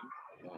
Jadi ada kesenjangan ya terkait dengan data, ya, sehingga rekan-rekan yang ada di prodi matematika itu kesulitan akses data untuk melakukan penelitian. Oke, ya, mungkin di sini Miss Atika dari awal sini di introduction-nya mungkin tadi kalau Miss Atika merasa ada masalah ya kan kita di poin kedua ya maka Miss Atika cerita pengalaman Miss Atika ya di sini ya. Jadi saya rasa tidak perlu mengangkat terkait dengan masalah kertas ini. Miss Atika cukup ceritakan aja memang masalah ini dihadapi oleh banyak teman-teman yang di inilah siapa teman-teman yang di matematika ya terkait dengan ketersediaan data. Jadi di sini bisa Tika jelaskan pengalaman Miss Tika atau Tika punya dosen-dosen, punya teman-teman yang punya masalah yang sama bisa sampaikan di sini ya. Dan jelaskan juga kenapa data itu penting ya. Terlebih tadi Mas Tika menyampaikan selama ini kami pakai data itu data primer, data sekunder. Nah, kalau data sekunder itu kan ada ini ya, ada kelemahan ya. Saya pun merasakan ketika saya penelitian S2 kemarin saya menggunakan data sekunder ya Bahkan waktu penelitian saya untuk hibah kemarin, itu saya menggunakan data sekunder, ya. Kenapa? Karena waktu itu COVID lagi tinggi-tingginya, sedangkan fokus penelitian saya itu terkait dengan menghitung orang di dalam sebuah ruangan dan mengatur kendali AC, ya. Itu kan sangat tidak mungkin di waktu itu. Di tahun 2021 sangat tidak mungkin. Kenapa? Karena delta varian itu sangat tinggi-tingginya. Sehingga saya menggunakan data sekunder, yang data sekunder itu saya harus sesuaikan penelitian saya di situ. Dan itu sangat merepotkan, ya, sangat tidak efisien, dan kalau tujuan saya itu sedikit menyimpang. Nah, tadi Miss Atika juga bilang, oh ini saya menggunakan data sekunder, artinya yang namanya data sekunder itu pasti tidak sesuai dengan apa tujuan utama kita, ya. Kita punya tujuan apa, ternyata datanya seperti itu, ya kita harus menyesuaikan. Nah, itu artinya jadi hal yang miss, ya, jadi ada hal yang terlewatkan dari tujuan awal. Maka Miss Atika di sini bisa sampaikan di bagian awal, saya punya terdapat masalah yang genting di sini, ngomongin aja masalahnya, bahwa di matematika sini kesulitan mencari data, tidak ada yang namanya sumber data yang bisa diakses, atau mungkin banyak data yang yaitu tertutup, ya. Maka Miss Atika berencana, ya, punya solusi, membuat sebuah mungkin namanya bank data, ya, bank data yang bisa diakses oleh rekan-rekan sejawat, ya, untuk apapun, ya, mungkin gitu. Jadi bahwa masalahnya pengalaman pribadi ataupun pengalaman komunitas di rekan-rekan yang mengambil prodi matematika, kemudian nanti bisa tawarkan solusinya terkait apa, yaitu bisa membangun sebuah bank data, ya. Mungkin gitu Mas Atika. Jadi untuk melihat masalahnya, ya, karena kalau saya membaca dari sini, saya tadi agak kebingungan terkait dengan 10 prioritas ini, ya. Oke. Karena kalau saya di sini tadi agak melompat, ya. Di sini masalah Indonesia, terus tapi di sini nanti masuk ke langsung masalah yang ada di matematika gitu. Jadi saya bisa membawa ke arah sana untuk problem yang ada di Miss Atika. Oke, mungkin Miss Atika ada tanggapan untuk yang saat ini? Oke, Sir. Ya niatnya mau buat yaitu untuk bank data yang disampaikan oleh Mr. Bagus. Oke, mungkin itu solusi, ya, tapi solusinya Miss Atika tentu bisa sesuaikan dengan kebutuhan rekan-rekan di matematika. Sama tadi masalahnya kenapa butuh bank data itu, ya, itu bisa dibawakan oleh Miss Atika. Oke, kita lanjut, ya. Oke, di sini platform tersebut nanti berkonsep untuk mengikuti. Oke. Oke, di sini saya lihat solusinya, ya. Di solusinya tadi membangun sebuah bank data.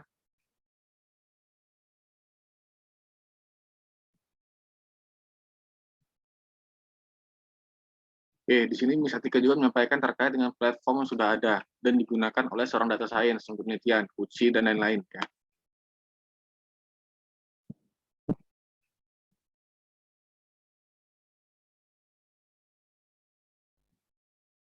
Oke. Oke, gini, Miss Atika, di sini kan Miss Atika pengen platform, ya, platform. Terus mungkin sih melihat platform yang sudah ada. Cuma gini Miss Atika, kalau Miss Atika sudah menyampaikan seperti ini, terus Miss Atika pengen bangun bank data sendiri, kira-kira gimana, ya? Saya pengen tahu kira-kira apa sih yang kurang dari ini. Sehingga Miss Atika itu bisa bangun bank data sendiri. Paham nggak maksudnya? Jadi kayak udah bilang nih, kan sudah ada data science. Ini kurangnya apa? Gitu loh. Sehingga Miss Atika perlu untuk membangun sendiri. Sekarang, ya, kalau saya nih, saya dalam membangun sebuah sistem waktu penelitian S2, masalahnya adalah video-video orang tertidur di mobil, ya, karena saya fokusnya deteksi rasa kantuk, itu orang-orang Eropa, orang-orang Asia Timur. Sedangkan kasus saya itu di Indonesia itu nggak ada. Nah, makanya saya membuat data sendiri, ya, dengan case-nya mayoritas orang-orang Jawa, ya, dengan kulit sawo matang. Ya, kalau kami di kalau kami di computer vision seperti itu, harus benar mendeskripsikan fitur-fitur kulit segala macam harus jelas. Ya, kenapa? Karena nanti berbeda perlakuannya. Orang-orang Eropa karena kulitnya putih, maka mereka nanti pencahayaannya seperti apa? Orang-orang Asia Timur yang matanya sipit-sipit, nah itu dalam menentukan ukuran matanya itu jadi pertimbangan. Nah, orang-orang Indonesia yang berbagai suku, maka kita pecah lagi. Sukunya suku apa? Suku Jawa segala macam. Nah, kalau saya, case-nya karena di Jogja, saya mengambil suku Jawa.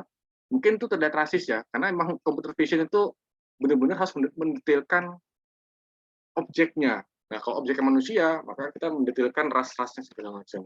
Nah, itu jadi saya punya masalah di data-data luar negeri karena case-nya saya orang Indonesia sangat sedikit, saya buat data sendiri. Nah, kira-kira Miss Atika, mungkin dari platform ini ada masalah apa gitu, nggak ada masalah apa sehingga Miss Atika bisa mempresent bank data sendiri gitu. Gimana Miss Atika? Iya, iya benar Sir tadi yang disampaikan oleh Mr. Bagus. Jadi kan pas saya lihat di platform yang ada itu tidak ada data Indonesia. Sedangkan peneliti-peneliti yang di matematika itu menggambarkan, maksudnya penelitiannya menggunakan data luar negeri gitu.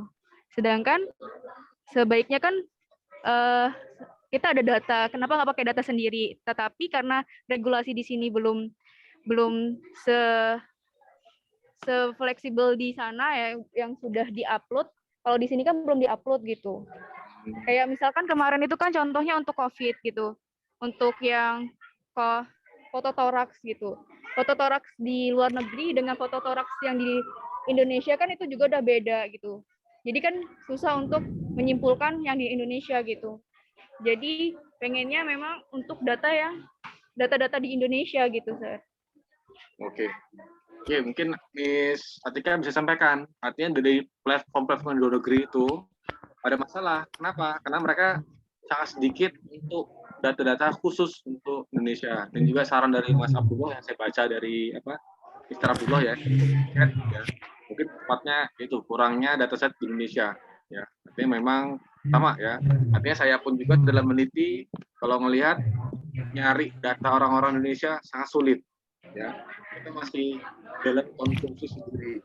Artinya perlu ada regulasi, perlu ada platform yang memang untuk menampung data-data khusus untuk orang Indonesia, ya seperti itu. Ya. Jadi saya harap presentnya seperti itu. Jadi bisa kita sampaikan platform ini ya khusus emang untuk data Indonesia yang memang tidak disediakan oleh platform-platform luar negeri. Nah, itu bisa kita tawarkan situ solusinya. Oke. Nah, kemudian di sini oke. Program ini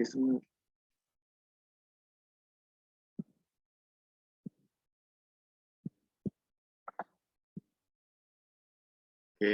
Oh di sini ini ya, apa tujuan kuliahnya ya? Tujuannya mau kemana ya? Program studi magister.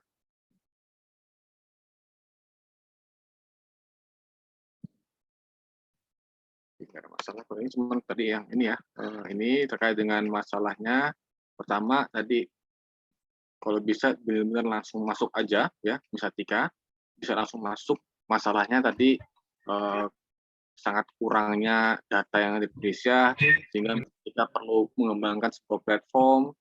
Mengingat platform yang ada di luar negeri itu sangat sedikit sekali yang ada sangat sedikit terkait dengan data-data yang ada di Indonesia. Itu bisa dibawa. Itu udah poin yang kedua ya. Poin keduanya. Jadi bisa langsung to the point. Nah, kemudian ini saya rasa ini sepertinya harusnya beda paragraf ini karena ini sudah membicarakan pengembangan platformnya. Baik, Sir. Tahun 2000, oh ini sudah masuk mimpi ya. Ini mimpi nggak, Miss Atika? Iya, Sir. Mimpi ya? Oke, mimpinya mengimplementasikan juga mimpi. Oh, saya ketemu. Oke, bagus, masih sama ya. Jadi Mas Atika masih konsisten menyatakan pembangunan platform. Mungkin kalau yang ini sampaikan aja Miss Atika bahwa di tahun 2030 platformnya sudah go nasional. Artinya benar-benar itu bisa dimanfaatkan oleh seluruh peneliti. Gitu. Artinya ada pengembangannya. Jadi mungkin kalau di awal itu masih lokal. Nah, kalau di sini kalau udah masalah mimpi, Miss Atika bisa kembangkan lagi ya. Baik, Sir. Oke.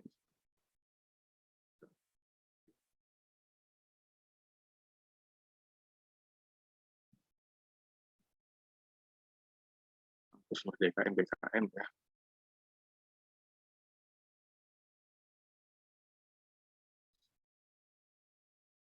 Oke. Oke, Miss Atika di sini kalau tadi Miss Masna pengen jadi wirausaha, Miss Atika di sini mengambil peran untuk menjadi dosen. Cuma nanti jangan kaget kalau misalnya lolos interview pas ngomong mau jadi dosen diketawain. Pengalaman saya juga dulu. Jadi saya bilang saya mau jadi dosen, diketawain saya. Karena terlalu banyak mau jadi dosen, tapi sebenarnya ya nggak ada masalah. Kalau kita beneran, karena gini, saya waktu itu ada beberapa pelatihan PPDP dan mentornya bilang, kalau bisa jadi dosen. Salah itu. Kan kalau saya kemarin bilang nggak perlu jadi dosen untuk EPDP. Dosen ya boleh jadi dosen kalau memang komitmen. Jangan sampai hanya pengen masuk EPDP terus langsung pura-pura menjadi dosen. Jangan seperti itu ya. Artinya kalau benar-benar kalian sama komitmen pengen jadi dosen, tunjukkan bahwa ketika nanti saya jadi dosen dengan keilmuan saya ini, maka ya nanti harapannya apa? Ya harapannya apa? Kemudian nanti kira-kira mau seperti apa? Karena kan dosen tuh selain mengajar, harus meneliti dan harus mengabdi. Nah, itu jadi komitmennya. Oke, tidak mau tinggi ya.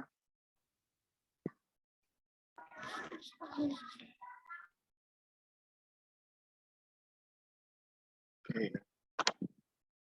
Ini mungkin dari tata tulisnya, Miss, mungkin bisa diperbaiki lagi ya.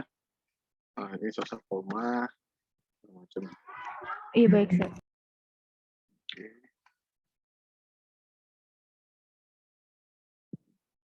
Oke, ini rencana Miss Atika tadi ke ini ya, ke ITS ya? Iya, Sir. Mencari ke ITS. Oke, kalau saya rasa untuk langkah-langkah yang pertama meningkatkan kemampuan bahasa Inggris. Gini, Miss, ini untuk yang ini langkah-langkah perwujudan mimpi itu kan kita fokusnya tadi Miss Atika itu pengen bangun bank data ya di tahun 2030. Maka lebih baik langkah-langkah wujudkan mimpinya itu fokusnya ke sana. Artinya dalam bangun platform tuh mau ngapain? Kalau saya rasa untuk meningkatkan bahasa Inggris ini kan terkait dengan apa akademik perkuliahannya. Kan saya rasa nggak perlu. Jadi misalnya nih dalam membangun sebuah sistem platform, maka bisa berkolaborasi dengan teman-teman yang di sistem informasi atau elektro atau informasi, merancang apanya, kemudian membuat sebuah forum apa yang nanti bisa menggunakan platform itu. Jadi ke arah sana. Jadi fokusnya dalam mewujudkan mimpi untuk membangun platformnya itu, ya. Baik, Sir. Oke.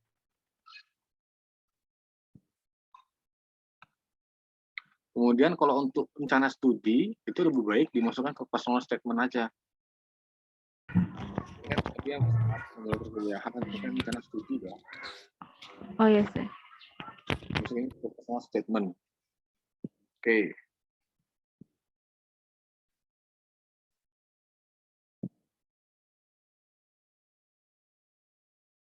Oke, saya lihat di sini. Nah, kalau yang ini saya rasa ini sebenarnya ini sudah cukup ya, cukup. Karena kan poin terakhir mewujudkan mimpi. Cuma kalau yang bagian terakhir ini saya lihat itu bisa dimasukkan ke personal statement. Jadi di personal statement bisa menyampaikan terkait rencana studinya. Ya itu kan sebenarnya kita disuruh membuat dua esai. Mana bisa Tika? Iya, Sir. Jadi sebenarnya, Sir, ini esai yang saya pakai untuk tahun kemarin, Sir. Kan kemarin sudah sempat apply, tapi gagal di wawancara. Wawancaranya ngapain? Membahas ini? Iya, bahas.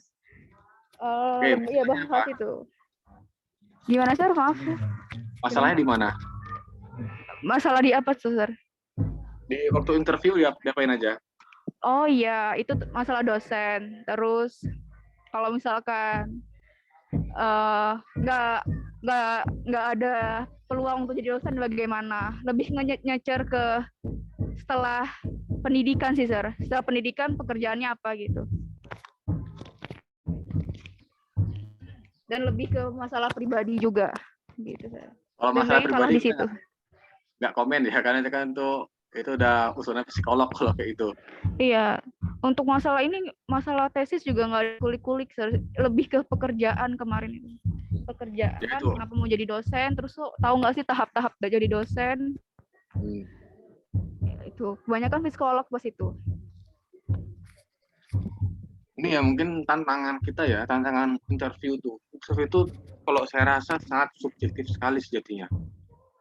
Artinya mereka tuh kadang ngulik-ngulik masalah pribadi segala macam, dikulik, ditanya-tanyain. Kemudian alhamdulillahnya kalau saya membahasnya terkait itu potensi alam yang ada di Lampung. Jadi saya membawa ke arah sana. Ya. Nah kalau Miss Atika, ya berdoa aja nanti bener-bener yang dapat interviewer yang dia itu fokusnya ke arah esainya, ya nggak masalah pribadi, itu udah urusannya PDP kalau seperti itu. Cuman ya harapannya berdoa mendapatkan reviewer yang membahasnya ke arah sini, ke arah esainya itu. Karena ya kan reviewer tuh udah melebar-lebar omongannya ngalor ngidul sampai masalah pribadi. Makanya saya sampaikan di salah satu poin itu jangan sampaikan masalah-masalah pribadi. Ya, jadi sampaikannya personal terkait apa yang dikerjakan, tapi jangan sampai sampaikan masalah privasi, karena itu pasti akan dibahas, sangat dibahas sekali itu sama psikolognya itu. Kenapa? Karena nanti terkait apa ya, dia namanya psikolog kan pasti akan melihat psikologisnya dia mampu atau tidak dalam kegiatan S2. Kalau kita terlalu mengumbar masalah pribadi, nanti dianggap kita terlalu labil, dan dianggap nanti kalau misalnya ada masalah S2 kita malah jadi drop dan nggak lulus. Bahkan saya ingat kenapa dulu pernah jadi masalah EPDP itu ada pertanyaan, kamu kan cantik, apa kamu ntar nggak dinikahin sama orang negeri? Nah, ini kan pertanyaan personal. Ternyata banyak angkatan terdahulu yang dia itu lulus nikah sama orang negeri terus nggak balik. Jadi pertanyaan itu muncul gara-gara banyak awardee yang kayak gitu, yang dia itu tidak pulang gara-gara menikah sama orang negeri. Ya mungkin pertanyaan itu tidak pas ya, sangat tidak pantas. Ya saya rasa tidak pantas sekali, itu personal. Cuman balik lagi, munculnya pertanyaan itu gara-gara para awardee banyak yang menyeleweng dia tidak komitmen, sehingga muncullah pertanyaan itu oleh reviewer. Ya, jadi saya rasa yaitu kalau kita bisa menyembunyikan masalah privasi kita dan menunjukkan bahwa kita mampu, ya itu jadi nilai lebih di psikolog. Ya, selebihnya itu ya itu sudah diserahkan kepada masing-masing. Ya, tapi yang bisa kita bahas untuk saat ini terkait dengan esai, ya kita usahakan untuk mempresent sesuai dengan kemampuan kita. Itu Miss Atika. Iya, Sir. Jadi kayaknya ya memang kesalahannya itu lebih ke psikolog. Maksudnya sayanya lebih nggak kontrol emosi, jadi nggak. Soalnya kalau di passing grade juga, passing grade saya tuh 997, sedangkan kan passing grade-nya 750, nilai saya 997 apa. Tapi ada catatan tidak direkomendasikan gitu. Ya jadi sama ya, saya pun waktu wawancara, itu saya dicecer masalah pribadi, bahkan masalah keluarga saya dicecer, ditanya-tanya segala macam. Cuman ya alhamdulillahnya mungkin karena saya tenang, saya jawabnya nyantai, itu jadi nilai plus saya. Jadi rekan semua, kalau sudah masalah personal hati-hati ya. Ini Mbak Atika juga sudah menyampaikan di masalah psikolog ya. Kenapa? Kalau kita tidak bisa menahan emosi itu jadi hambatan kita nanti di psikolognya itu. Ya, karena mereka memantau semua itu. Ya, mereka memantau semua. Dan usahakan tenang. Ya, tentu masalah tenang saya kembali ke masing-masing. Kalau saya tenangnya apa? Ya, istighfar, ya baca-baca ayat kursi, ya supaya tenang. Ya, tentu masalah menenangkan diri dikembalikan kepada masing-masing. Oke. Mas Atika, ada yang tanyakan?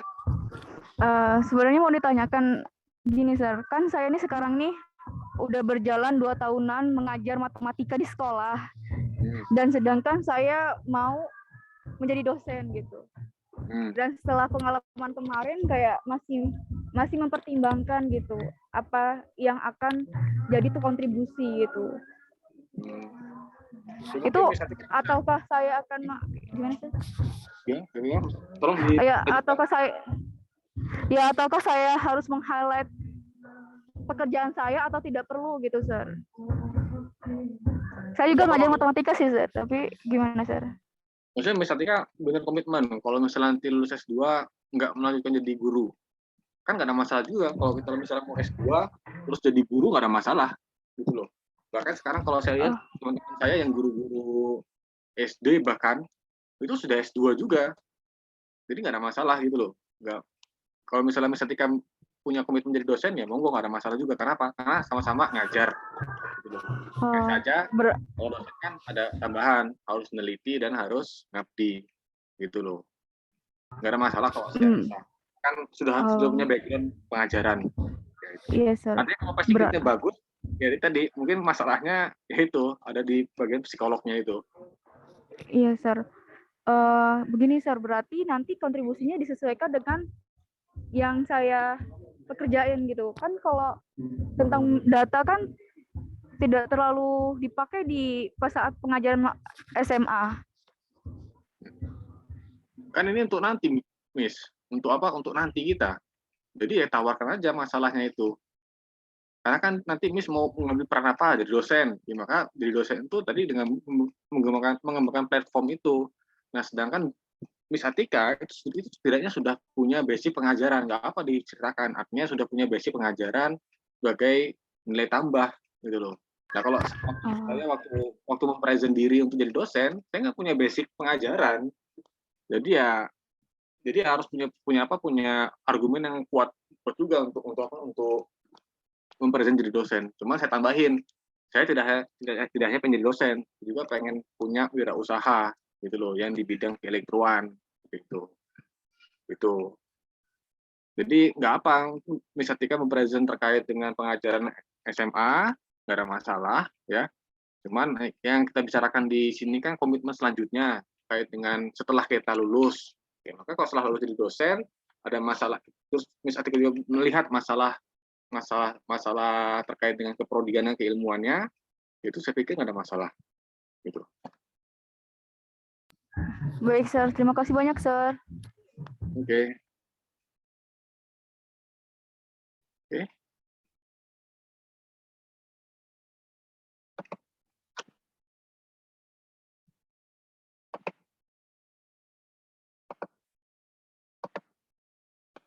Oke. Mungkin satu lagi ya Miss Dila ya, sambil Ya, mungkin. Mister. Oke. Ini ada rencana studi ya. Rencana studi. Kok malah lagi. Oke, sebentar.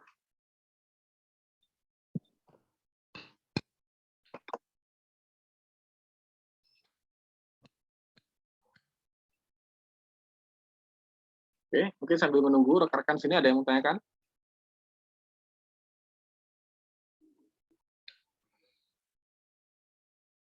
Oke, studi. Sir, izin bertanya, Mister Bagus. Ya, Miss Masna, Kalau untuk pengenalannya itu sebenarnya boleh lebih dari satu paragraf ya, Mister? boleh, cuman kalau saya rasa jangan terlalu panjang-panjang, mungkin 1,5 gitu loh. Jadi biar nanti poin-poin yang selanjutnya tidak kemakan tidak kemakan banyak gitu, Miss. Cuman ya kalau bisa singkat, satu paragraf singkat, artinya ngomongin masalah kita di kegiatan-kegiatan kita di kampus, terus kita sudah ngapain aja segala macam. Gitu aja. Jadi nggak terlalu panjang lebar. Karena nanti kita bisa lebih deskripsikan itu di poin personal statement yang memang tidak ada batasan segala macam. Itu bisa kita bawa ke arah sana. Oke, baik, Mister. Terima kasih. Sama. Ini punya Miss Yuli.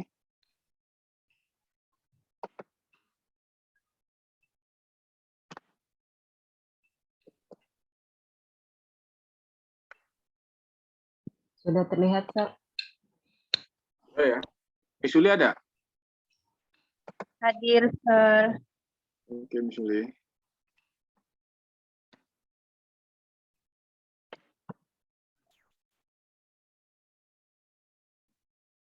Itu baru 500 500 ya. kata deh kayaknya. Oke.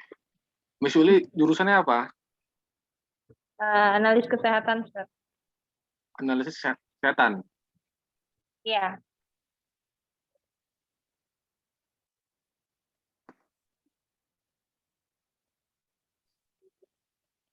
Oke, Miss Yuli,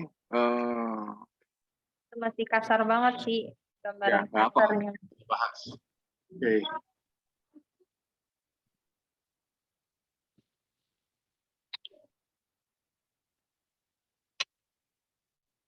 Oke, Miss Yuli, mungkin yang pertama itu kita jangan pakai aku, pakai saya. Diam. Nah, karena kan biar kalau pakai saya kita profesional dalam menuliskan esainya. Nanti kalau aku kan aku tuh lebih personal ya, personal kalau kita membahas. Oke, Ustaz. Saya Oke.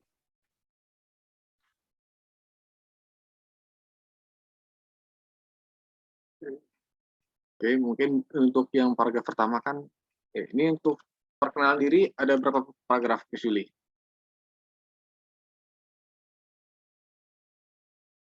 sebenarnya sih kemarin niatnya 1 atau 2 lah. Ini 2 sih jadinya. 2 ya, di kampus ini ya. Nah, yang ke bawah itu masih.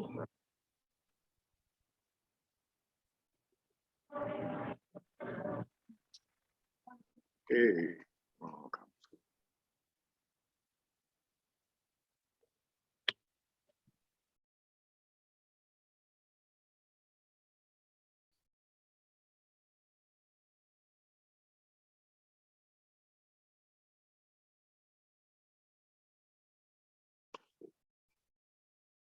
Oke, mungkin kegiatan kampus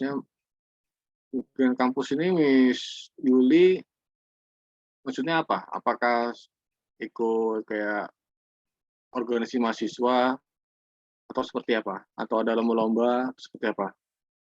Selain kuliah.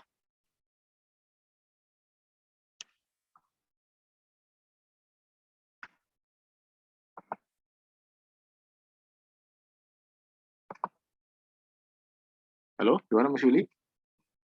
Halo, Sir. Tadi suaranya hilang. Ada yang nelpon, maaf. Iya. Maksudnya kegiatan Gimana? kampusnya seperti apa?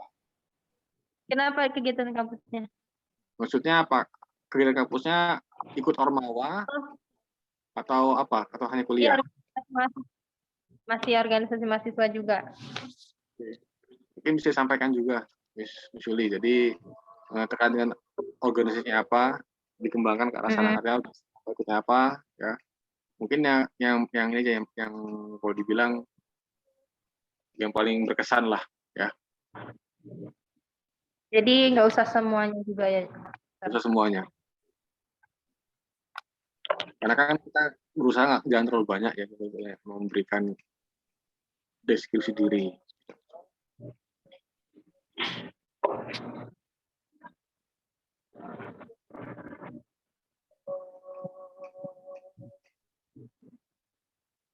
Oke. Ini ngomongin masalah punya usaha ketika kuliah ya.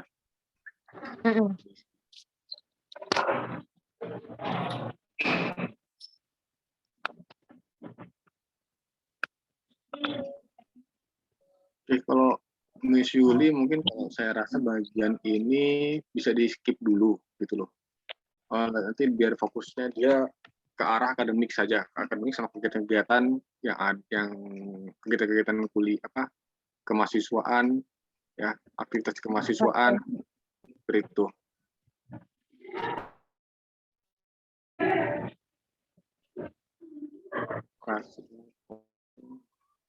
Ini paragraf ini sudah masuk ke masalah ya? Iya, yang ketiga. 4. 34.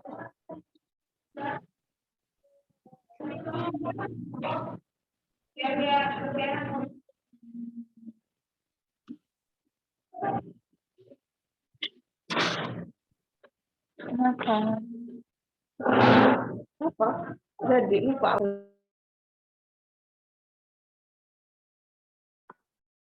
Oke, Miss Yuli, di sini maksudnya apa? Rasa concern mungkin bahasanya nanti bisa diperbaiki ya. Itu di bidang perempuan. Aku kurang merasa risih ketika banyak menemui anak gadis.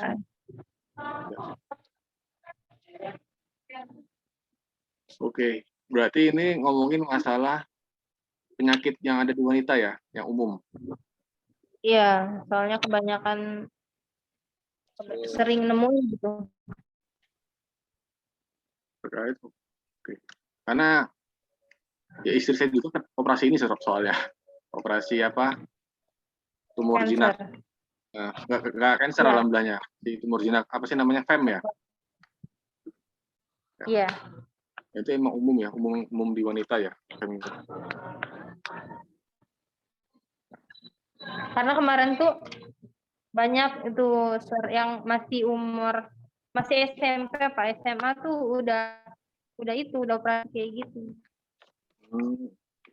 Kayak hampir tiap ini ngadepin itu masalah yang sama. Oke, berarti masalah yang dibawa itu kan FEM itu ya. Namanya FEM bukan sih? Benar nggak? Halo, Mas Yuli? Ya gimana, Sir? Oke, di sini Miss Yuli membawa masalah terkait operasi payudara. Nah, kemudian membawa masalah itu kanker. Iya. Oke, berarti ini masalahnya kanker yang tertinggi ya.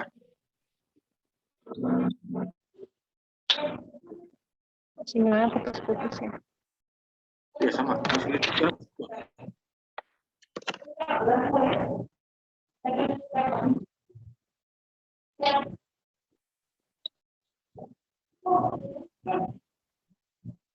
Oke,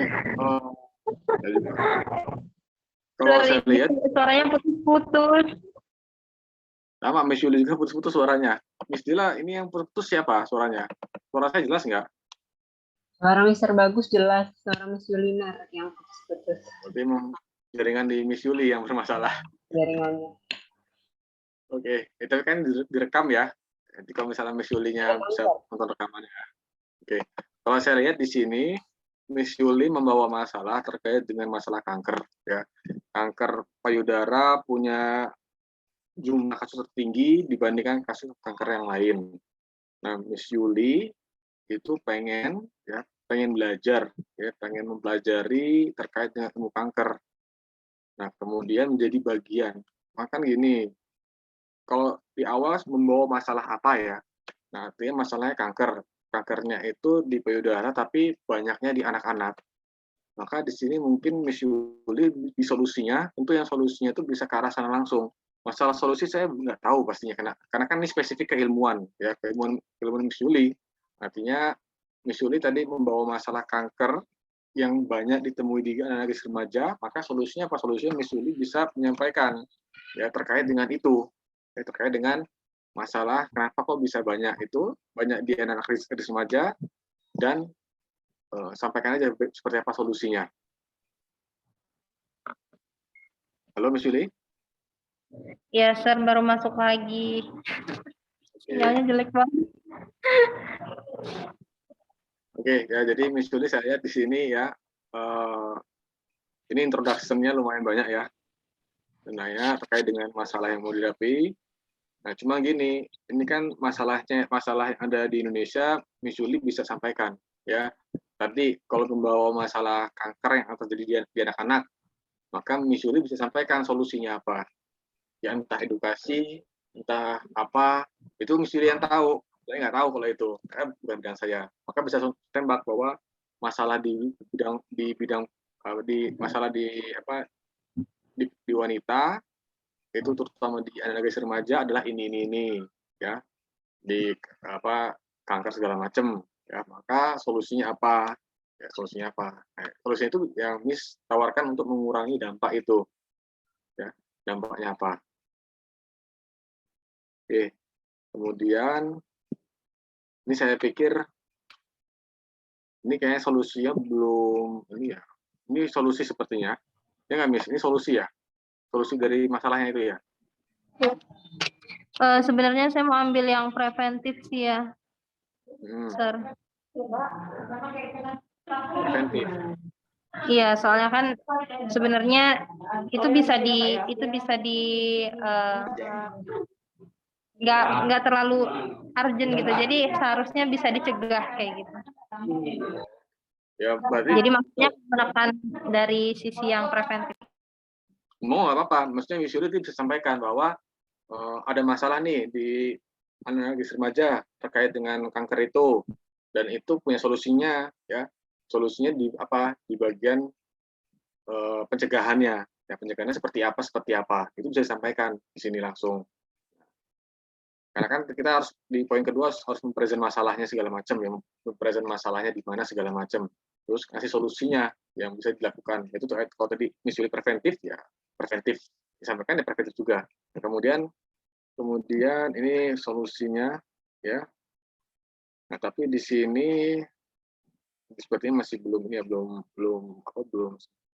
poin-poin yang lain belum disampaikan juga, seperti mimpi. Kalau peran sudah, ya. Oke.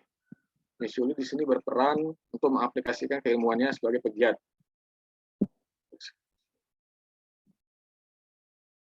Oke. Pegiatnya ini pegiat apa ya, Miss Yuli? Influencer seperti itu, atau call, kayak opening leader? Sir. Ya, Sir, maksudnya lebih ke ini sih. Mungkin nanti platform sosial media, soalnya saya pribadi masih belum ini kalau untuk yang bidang kayak akademisi kayak gitu. Gak masalah. Maksudnya Miss Yuli sekarang kerja di mana? Di rumah sakit. Nah, mungkin dari situ bisa diangkat juga bahwa di rumah sakit ini kan tentu, kan kalau kita kuliah S2 itu kan sebenarnya lebih ke arah merombak cara berpikir kita dalam menangani sebuah masalah. Nah, sebenarnya lebih, kalau kita S2 itu kita dilatih untuk berpikir secara ilmiah.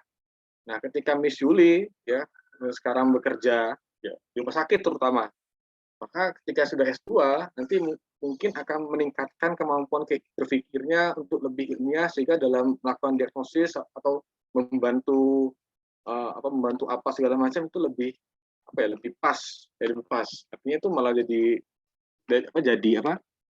tempat yang bagus, ya, untuk mengembangkan keilmuannya. Kenapa? Karena yang namanya penyakit pasti akan terus berubah, ya. Kita perlu mengupdate keilmuan kita, karena kalau saya lihat sebagai pegiat seperti ini terus di sosial media, ya menurut saya sangat kurang, ya. Jadi kalau misalnya Miss Yuli tadi karena bekerja di rumah sakit, nah itu bisa di-present sepertinya. Ya bisa di-present untuk menyatakan bahwa di rumah sakit ini kita butuh mengembangkan ini segala macam. Nah, dengan saya berkuliah S2 di UI, ya kenapa di UI? Jelas nanti itu bisa dijelaskan dikit. Kenapa di UI segala macam, karena ada mata kuliah ini yang kuliah ini itu nanti bisa baik untuk rumah sakit ini, ya, atau rumah sakit di tempat kerjanya Miss Yuli ini, ya. Jadi daripada menyajikan bahwa bisa jadi pegiat, kalau hanya pegiat ya influencer, saya rasa masih kurang, ya, masih kurang.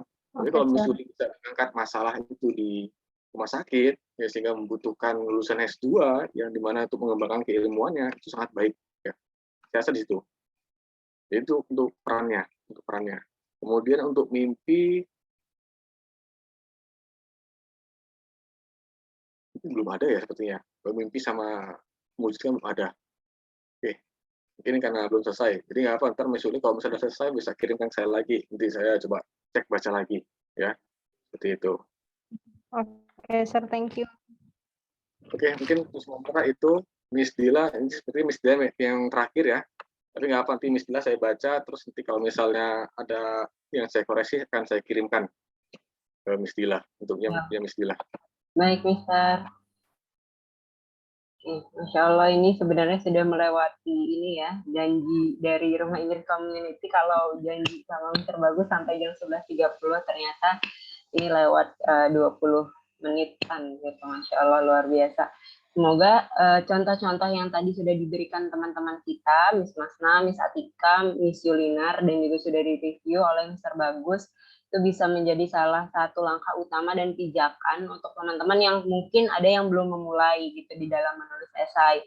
Jadi punya gambaran setelah melihat contoh yang tadi dan apa yang harusnya nanti dituliskan dan apa yang tidak harus dituliskan gitu ya. Tadi alhamdulillah banyak Mister ternyata dari poin-poin itu yang kita dapatkan. Oh ternyata dalam mengenalkan diri nggak usah banyak-banyak gitu. Terus harus jelas mimpinya apa. Nah kalau tadi sudah melihat bentuknya seperti apa dan langsung ke reviewnya itu tergambar gitu ya Mister. Berbeda dari yang pertama kali kita waktu yang teori kemarin itu kan masih ngawang gitu. Yang maksudnya mewujudkan mimpi itu seperti apa gitu. Terus masalah itu seperti apa gitu. Tapi karena kita sudah melihat contoh tadi, nah insya Allah makin menguatkan juga ya untuk teman-teman yang belum memulai mungkin, yang belum memulai. Jadi untuk bisa nih, oh saya harus menuliskan ini gitu. Dan yang sudah memulai juga langsung dicek aja ya esainya masing-masing. Oh tadi Mr. Bagus bilang ini dan ternyata di esai saya masih kurang ini atau sudah pas di sini gitu bisa langsung dicek esainya masing-masing. Terima kasih banyak Mr. Bagus sudah meluangkan waktunya, Masya Allah sekali 2 kali pertemuan ya, Sabtu kemarin dan juga Sabtu ini. Semoga waktu yang telah diberikan kepada kami, Allah gantikan dengan keberkahan yang berlipat, dengan rezeki juga yang berlipat, dengan kesehatan untuk Mr. Bagus dan juga keluarga. Amin, amin, Allahumma amin. Nah sebelumnya mungkin saya mewakili Mr. Nofri, ini ada sedikit kenang-kenangan Mister berupa sertifikat dari kami untuk Mister Bagus. Kalian kita sesi dokumentasi untuk teman-teman yang bisa share, bisa open cam, silahkan open cam ya.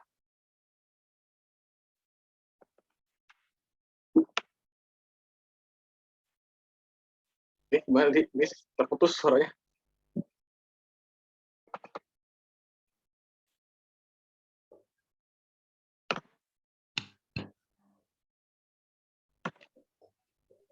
Maaf Mister, suara saya apakah masuk? Ya, tadi terputus. Oke.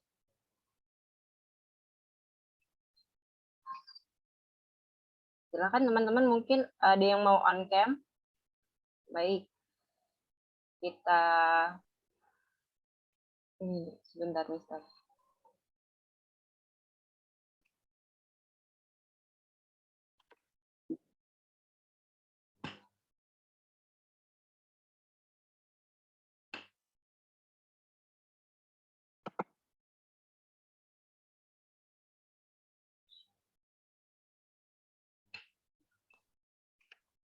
Oke, baik, terima kasih Mister. Nanti sertifikatnya akan langsung saya kirimkan kepada Mister Bagus. Sekali lagi, kami mengucapkan terima kasih banyak atas waktu yang telah diluangkan dan mohon maaf kami dari Rumah Inggris Community mungkin selama dalam pelaksanaan kegiatan masih banyak kekurangan baik dalam hal komunikasi kepada Mister Bagus maupun juga teknis-teknis yang ada di dalam Zoom ini sendiri. Mungkin begitu. Sekali lagi kami mendoakan yang terbaik dan selalu diberikan kesehatan untuk Mister Bagus dan juga keluarga. Amin Allahumma amin. Saya akhiri dan kepada teman-teman peserta saya mohon maaf apabila ada kesalahan. Kepada Allah saya mohon ampun. Wabillahi taufik wal hidayah. Wassalamualaikum warahmatullahi wabarakatuh. Waalaikumsalam warahmatullahi wabarakatuh.